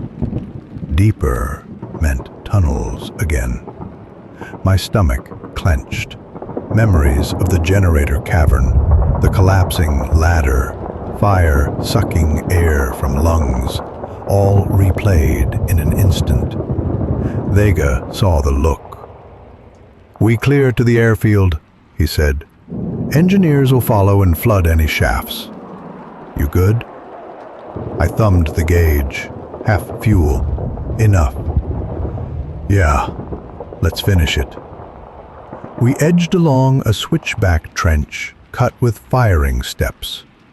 Ash-caked ridgeline bent away, revealing the airfield's southern edge, a flat hell of bomb craters and busted aircraft pinned under sagging revetments. What remained of Japanese resistance here was strangled, but pockets held out, sniping at bulldozers building the strip for our Corsairs. Incoming sniper rounds snapped overhead. We hugged a parapet barely taller than knee-height. Rainwater pooled in broken revetments, reflecting the gun flashes like dying stars. Somewhere north, the flat-top crest of Suribachi shielded its new flag from view. But we felt its presence, a compass point in our gut. Bulldozer exhaust drifted, diesel sweet, masking the sulfur tang. For a fleeting moment, I tasted the scent of ordinary work, construction, not destruction, and it almost brought a smile. Then the next round cracked the parapet, showering chips across my sleeve. Dallas signaled. Sniper nest in an overturned truck on the airfield fuel dump. Too far for a sure shot with small arms, but perfect for a short burst of flame if we could approach. We crawled across open ground gouged by bombs, every crater brimming with black rainwater that hid shrapnel edges waiting for shins. I balanced the heavy tanks, nozzle lowered, pilot out to conserve fuel. Halfway there, an enemy mortar sent up a lazy arc from somewhere beyond the runway. The round landed short, upwind. Surprisingly soft thud, dud, or deep mud. The earth absorbed the concussion like a giant lung exhaling sighs of steam. In that cover of spray and ash, we reached the truck. It lay on its side, cargo canvas shredded. Through bullet-pierced fenders, I caught flashes of muzzle smoke. 2, maybe 3 shooters. Anderson fed a smoke grenade through a jagged hole. It clattered inside, hissed white. I sparked the pilot, waited 3 counts, then pulsed a stream through the rear hatch. The interior whooshed bright. Flames licked out gaps like tongues tasting air. A man vaulted over the opposite side, coat smoking. Dallas's BAR barked. The man tumbled into slick mud and did not rise. The sniper threat gone, bulldozers revved forward. Marines waved thanks. No words over engine roar. For once, cooperation between flame and steel felt seamless, like gears clacking into place. Our next target was an ammunition revetment hugging the far ridge, a low concrete bunker bursting occasionally like a cough, lobbing grenades downhill. Company command wanted its silence before evening counterattacks. We were down to a handful of grenades and my last quarter tank. Crossing the field to reach it meant wading through the runway's edge, where broken propellers and twisted fuselages lay half buried in ash. A gust of wind kicked up a fine storm. Ash granules swept sideways, stinging like bees. We pulled ponchos frontward, hoods low, trudged into gray oblivion. Inside that whirling gypsum, the world shrank to 2 feet in any direction. Boots found purchase by memory alone. I kept left hand on Anderson's webbing, while hose dragged behind like a tether. The ash hissed across the canvas, sounding eerily like whispered voices. More than once, I thought I heard my name. When the gale eased, we emerged on a slight rise 50 yards from the revetment. The bunker still coughed sporadic grenades. One rolled down, fizzled, then popped lamely in wet ash, a dud that splashed more than burst. We lay prone behind a riddled wing of a wrecked Zero. Vega studied the angle, eyes narrow slits rimmed pink from ash abrasion. "Short run," he muttered. "Straight spray, then duck right into this crater. Anderson covers left. Dallas suppress entrance with BAR." I tried a breath. Lungs barked, rejected ash. 2 swigs from canteen cleared the grit. Pilot flame ready, lever slick under finger. "On your go," I said. Dallas laid a burst. Tracers stitched concrete lip. Anderson fired grenades from his launcher, smoke and shards ricocheting.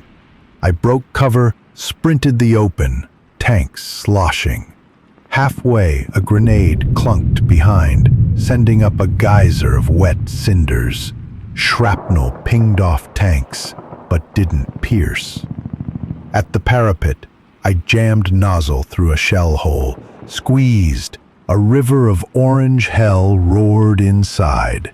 Heat gusted back, singed eyebrows. I swept left to right, drowning the interior in molten gel.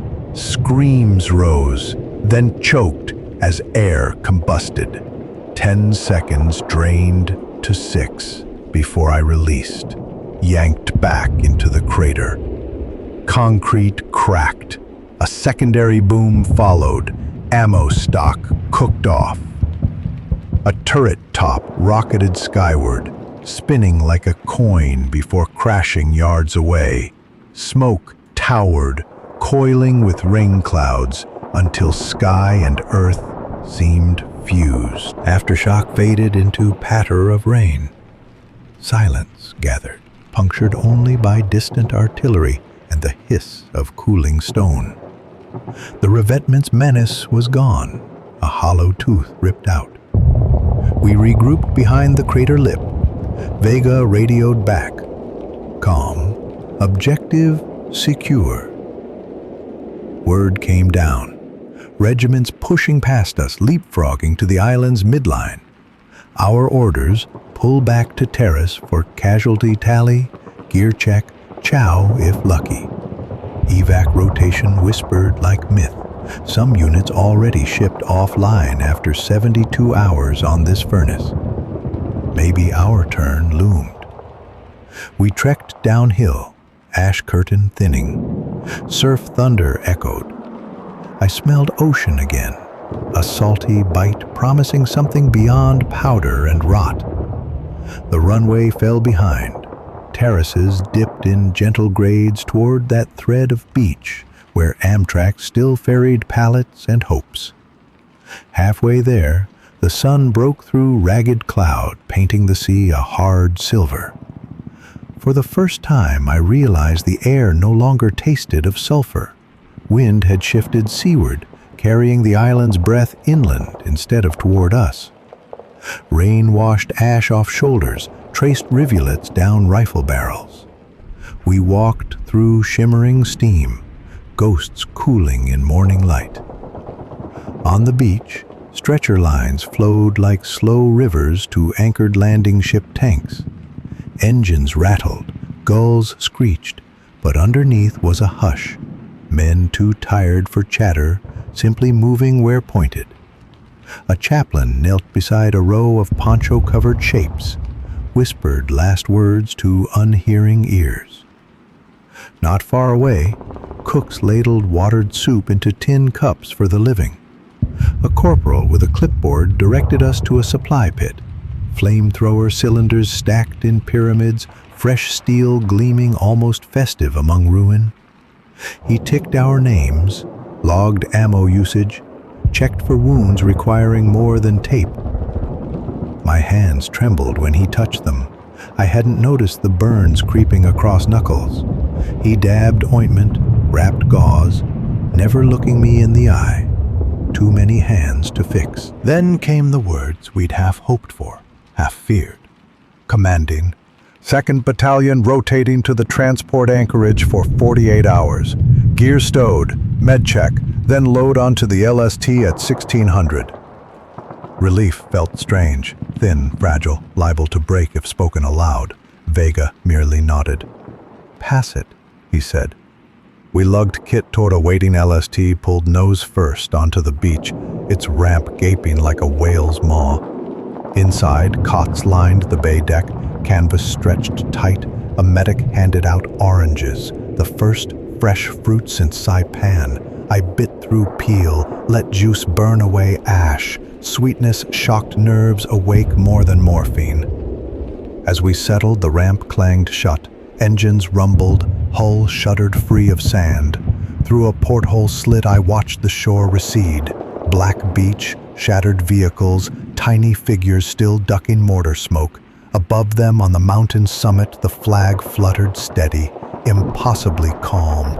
Rain swept the glass, blurring the view.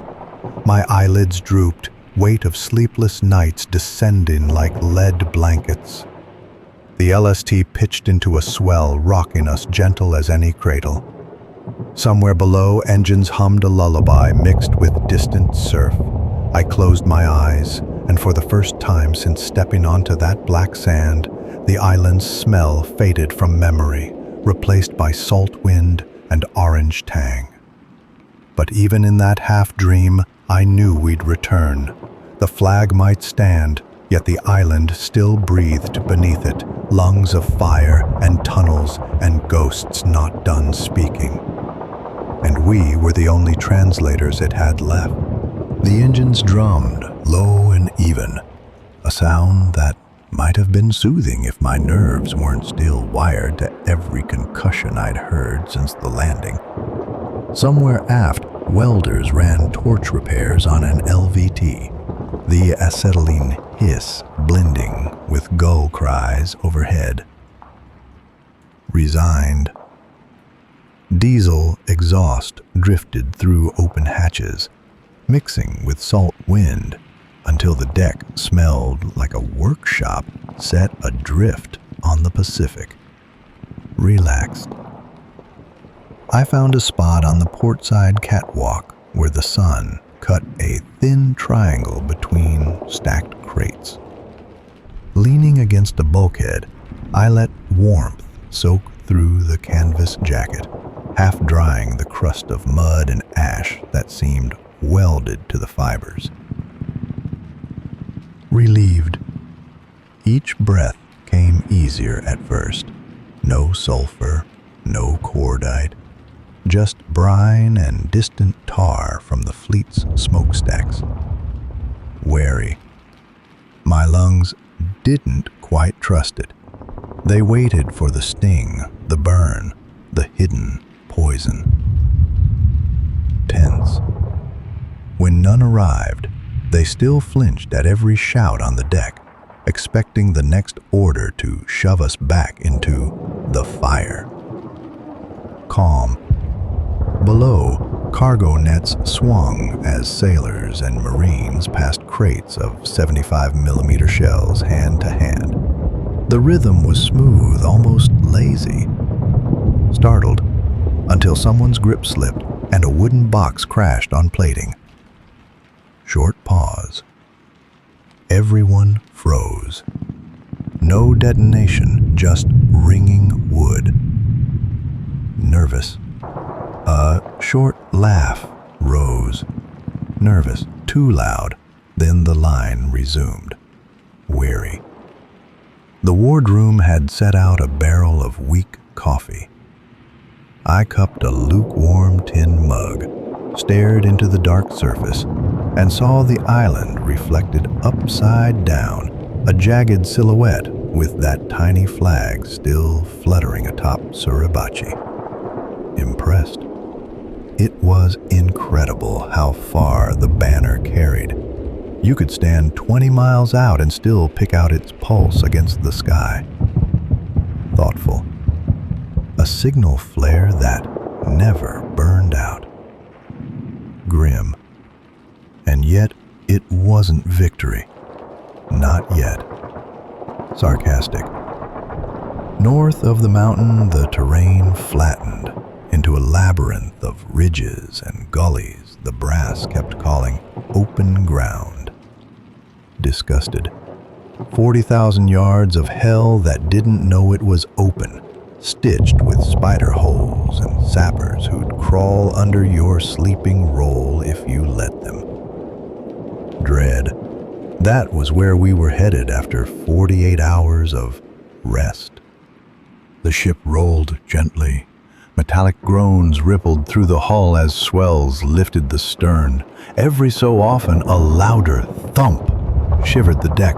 Depth charges dropped by destroyers, chasing submarines prowling at the edge of the screen. Even at anchor, we were never out of range. I drifted toward the bow, sipping coffee. The mug's rim had a sharp dimple where some other Marine had dented it, probably with his teeth during shellfire. Funny, the things you notice when time finally slows. My own reflection warped across that dent, face thinner than I remembered, eyes sunk deeper. The soot smear on my cheek looked like a birthmark that had always been there. Freshwater showers opened on the well deck, cold, rationed to a minute per man. When my turn came, I let icy streams sluice black paste off arms and neck, watched ribbons of gray swirl into the scuppers. Under the grime, my skin had gone blotchy red. Steam rose even from the cold water. The island's heat still bled out of my pores. A ship's dock taped the burns across my knuckles and dabbed antibiotic that stung worse than the fire. "Keep them dry," gravely, he said, then glanced at the flamethrower tanks lined at the bulkhead, fresh paint gleaming under acetylene lamps. He didn't bother adding the obvious. Rack space was tight. Triple-tiered canvas bunks strung between beams, swinging with the motion. I slid onto a middle tier and tucked the harness pack under my head like a pillow. Somewhere above, a shipboard PA murmured big band music, crackly and sweet, notes bending as the carrier's antenna drifted just out of range. The tune might have been, "I'll Be Seeing You." I caught a fragment of trumpet, then the song dissolved into static before the chorus. It felt personal, like the Pacific itself had decided nobody down here needed the rest of the lyrics. Sleep came in splinters. First, I was back in the tunnel, generator screaming, ladder warping under grenade blast. Then I jolted awake, lungs empty, nails gouging canvas. Next, doze took me to a Chicago train platform, mother waving. But a cloud of yellow ash rolled over the tracks and swallowed her. When I blinked again, I was on the bunk, pulse hammering. I quit chasing rest after that. Lay still. Matched breaths to the soft thunder of waves against the hull. Late afternoon, the wardroom passed word that mail had caught up from Saipan. A yeoman in a salt-stiffened cap called names off a clipboard. 2 envelopes for Anderson, 1 for Dallas, none for me. Didn't bother me much. The island had wrung letters out of my head, same as sweat. Instead, I watched Anderson tear open a crayon-smudged sheet from his younger sister, read it twice, then fold it small enough to fit in his helmet band. Supper. Powdered eggs clumped in watery folds, spam fried into gray-edged slabs, white bread sweating its own humidity. Nobody complained. They ate like machines refueling. I swallowed spam without tasting. But the bread melted into a flavor that reminded me of diners back home, of glass shakers rattling beside plates, of chairs that didn't move beneath you. Homesick didn't cover it. There needed to be a new word for wanting something so simple it ached. When dusk bled the horizon, ships turned on battle lanterns one by one, dots of orange across the anchorage. PT boats darted between lines like fireflies. Farther out, the cruiser Indianapolis fired her 8-inchers inland, just a quick ranging pair. The muzzle flash flickered even this far, like lightning trapped at sea level. On our deck, a gunnery sergeant set up a projector and pinned a sheet to a bulkhead. Some comedy short, Laurel and Hardy skidding across a construction site. The film unspooled with scratches and pops, flickering across faces that didn't laugh so much as sigh through half smiles. The projector bulb buzzed in my ears until every clank on the hull sounded like Ollie's punchline crash. Generators cut at 2200, plunging the bay deck into red night lights.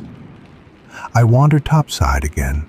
Clouds had cleared. Stars exploded overhead, more than I'd ever seen, a hard frost of light from horizon to horizon.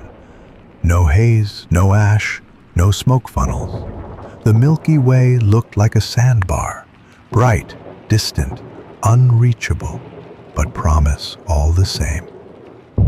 I leaned on the rail and let the sea air sting the raw skin on my hands. Behind me, footsteps stopped. Vega. He folded arms, stared at the starfield without saying anything. Long minutes passed. Finally, in the hush, he, muttering, "You see that split band?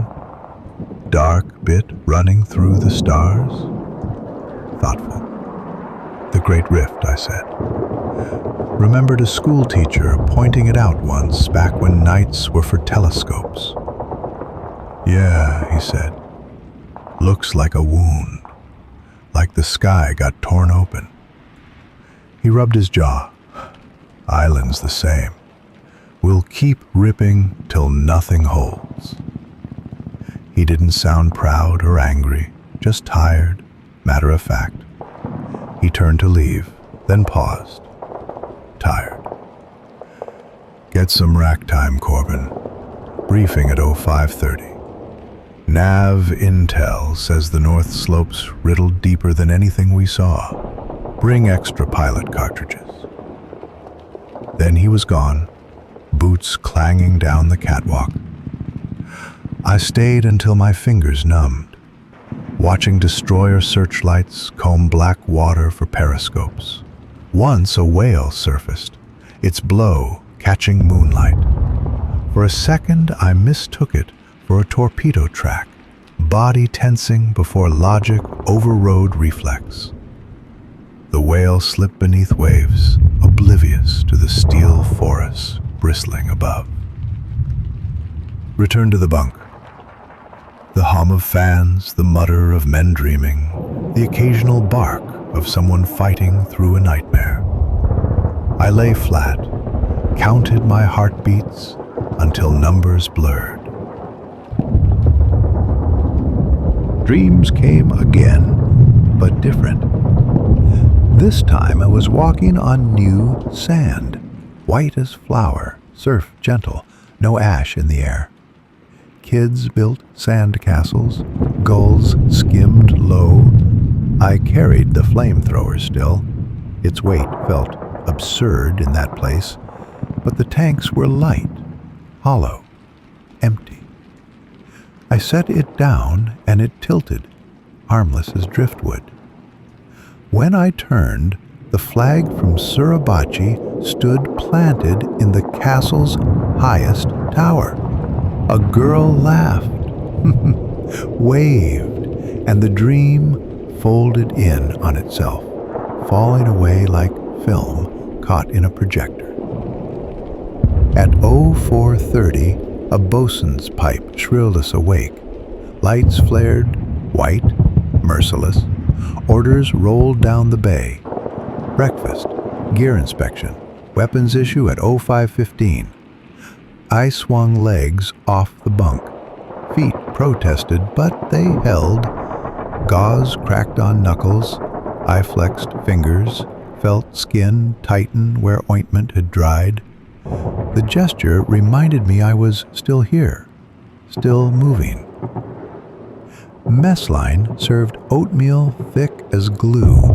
I spooned it down, swallowed scalding coffee black. Anderson joked that any more caffeine and we'd torch ourselves without matches. I tried to smile, might have managed to crease. On deck, long rows of flamethrower tanks gleamed beneath floodlights, dew beating on brass fittings. I checked connections, looped hoses, slid Zippo into the gauntlet pouch, secured the safety. Each motion carved a groove in my mind, muscle memory deeper than fatigue. Dawn smoldered behind the island, a copper glow in low clouds. I watched the silhouette sharpen. Ridges, terraces, the mountain's sawtooth crest. The flag was invisible now, hidden by distance and the shoulder of a hill. But I knew exactly where it stood. I pictured it flapping in wind that carried the smell of ash and ocean and whatever else waited in those tunnels. An officer's whistle cut the deck chatter. Mount up! He shouted. Higgins' boats idled at the fantail, ramps yawning. Waves slapped their hulls with impatient hands. The LST shifted, anchors raised. We glided toward rendezvous, toward another bite of those black sands, but farther north, where the map showed names like Nishi Ridge and Turkey Knob, places that promised to be even uglier in daylight than rumors made them. I stepped into the waiting boat, boots echoing on wet planks, and felt the ramp jerk upward behind us. The engine revved, drowning thought. Salt spray kissed my face, cold as truth. Vega moved down the line, checking straps. He met my eyes, gave a quick nod, spoken quietly. Ready. I returned it. The coxswain throttled forward. The gray wall of the transport slid past, replaced by restless sea. Ahead, the island's north face waited, still half shrouded in smoke caught by the newborn sun. I gripped the nozzle, felt its familiar rhythm thrum through gloves, and braced for the jolt of sand under a steel hull once more. The boat bucked across chop until spray turned my goggles milky. We landed north of Nishi Ridge just after sunrise. No fanfare, no preparatory barrage this time, only the hiss of surf and the distant boom of guns aimed at somebody else. The black sand clung wetter here, stirred by 3 weeks of shrapnel and rain. I stepped off the ramp into history's muddiest déjà vu, flamethrower biting into my shoulders like it had never left. We fought through the day, ridge after gullied ridge, the smell of burning cordite overlaying the island's endless sulfur breath. By noon, our boots were white-caked from dried sweat, ash, seawater, and whatever powdered bones the wind shuffled across the slopes. The enemy had dug so deeply that even when we overran a trench, their voices floated from somewhere underneath. Murlododo, broken English curses that bounced around lava pockets. Hiss, taunts that might have been ghosts. Sometimes we answered with grenades, sometimes with flame. Sometimes we said nothing at all. At dusk, a squall moved in from the west, hard sheets of rain that flattened the ash storms and polished the volcanic glass until ravines reflected the sky. Under that silver glaze, we made our push on Turkey Knob, last strong point before the coast road. Engineers had tunneled charges beneath it, but the fuses were wet, so command told us to do it the old way. I crawled to the base of the knob with Anderson on my right, BAR cradled like a child.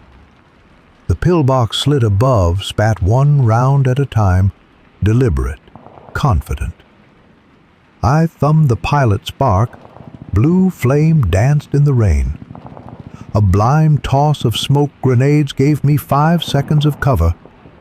I sprinted, hugged rock, swung the nozzle up and squeezed. The stream met the slit just as wind shifted. Napalm splashed inside, ignited with a hollow whoomph, then gusted back like a blowtorch searching for another throat. Heat blistered the skin around my eyes, even behind goggles. I fell to one knee, kept the stream steady until the tank wavered dry. Anderson's BAR hammered overhead, sewing tracers along the roof as if nailing it shut. When the fuel ran out, the only sound was the hiss of rain on scorched stone. Inside the slit, nothing moved, but deeper down we heard frantic scuffling, survivors sealing bulkheads, buying time. It didn't matter. With the top extinguished, engineers could finally slide detonators into the crawl space. 10 minutes later, Turkey Knob came apart in a roar so deep it felt like the island coughed. The blast knocked me flat. When dust cleared, the knob was a jagged stump, pouring orange glaze down its sides. Anderson helped me stand. My knees felt like chalk. A corpsman shoved canteens into our hands, checked pupils, moved on. That night, command declared the northern ridges secured. 22 nights since the first ramp dropped, and the front line at last reached the far beach. The island was, they said, effectively neutralized. We didn't cheer. Too many neutralized chunks still exploded whenever somebody slipped. Orders filtered to platoon. Final relief rotation, Evac by LCI at moonrise. We hiked down a terraced draw that stunk of volcanic mud and unspent powder, following dimpled paths left by tank tracks. Muffled voices echoed from the tunnels behind, sappers rigging charges to collapse what remained. The island groaned, a deep bass thrum that traveled up our legs and settled behind the breastbone, like second heartbeats. Halfway down the slope, rain stopped. Stars blinked through shredding clouds. The flag on Suribachi caught some distant searchlight and winked. I remembered seeing it for the first time from that observation slit, how it punched color into a world stuck on black and gray. Now it felt ordinary, almost small against the sky. Maybe that was victory. The extraordinary becoming background, letting you breathe again without noticing. We reached the sand spit around 0200, just as the tide changed. Waves slurped against the hulls of LCIs nose to shore, their ramps down like metal tongues tasting ash. Corpsmen formed a human chain, guiding limping silhouettes onto stretchers or direct onto the decks. The beach was quieter than any night since February. No incoming shells, no outgoing shots, only the endless surf and an occasional rumble from a controlled demolition up on the plateau. Lanterns threw long triangles of amber across wet sand. Seabirds stalked edges, fearless now. I surrendered the empty flamethrower to the ordnance pile. Dozens of charred canisters stacked like shed skins. A Navy gunner's mate offered coffee so strong it tasted like burnt rope. I drank it in 3 gulps, felt warmth bloom in my stomach like the first safe fire I'd known. The LCI decks filled fast. Anderson found me leaning against a stanchion, handed over a cigarette he'd saved since Guam. We smoked without talking, watching CB's bulldoze a final berm into place, ashes to ashes, sand to sand. The surf hissed against their blades like an audience too tired to clap. Ramp chains rattled. Engines coughed awake. The vessel eased backward, black water folding over the sand where my boots had stood. Spray salted my lips. It tasted like the coffee, like the cigarette, like every memory of the ocean before it turned into a battlefield. We passed the cruiser line first, their gun barrels at rest for once, crews leaning railings to wave. Some shouted hoarse congratulations that didn't carry over diesel thrum. A few snapped photos nobody would believe later. Men blackened head to toe, smiles bright as magnesium flares against soot. Farther out, hospital ships glowed soft green, hull lights reflecting in calm swells. Stretcher bearers moved like ghosts beneath canvas awnings, sliding shapes into the bright interiors. I wondered which of the shadows was Mills, whether he still had that view of the flag in his head. I hoped so. The island receded, losing detail until only the outline of Suribachi remained. A shark's fin against bruised dawn. I waited for some surge of triumph, some lifting of weight. What came instead was a long exhale I hadn't known I'd been holding, followed by a hollow stillness, wide and echoing, like stepping out of a furnace into fresh night air and realizing your skin is still on fire inside. Anderson flicked his cigarette overboard. I did the same. Sparks died before they hit water. He asked what I'd do first, back on the transport. Shower, I said. Then maybe sleep without boots. He laughed, said he'd swap the order. Around us, the deck settled into quiet conversation. Murmurs about mail, about how long until we hit the next island, about whether Tokyo could possibly be tougher than this speck of rock. Someone started humming a swing tune, off-key but comforting in its wrongness. It drifted across the deck, merged with engine pulse, faded into the wash. The sky behind Suribachi lightened, a gray-pink bruising that suggested sunrise.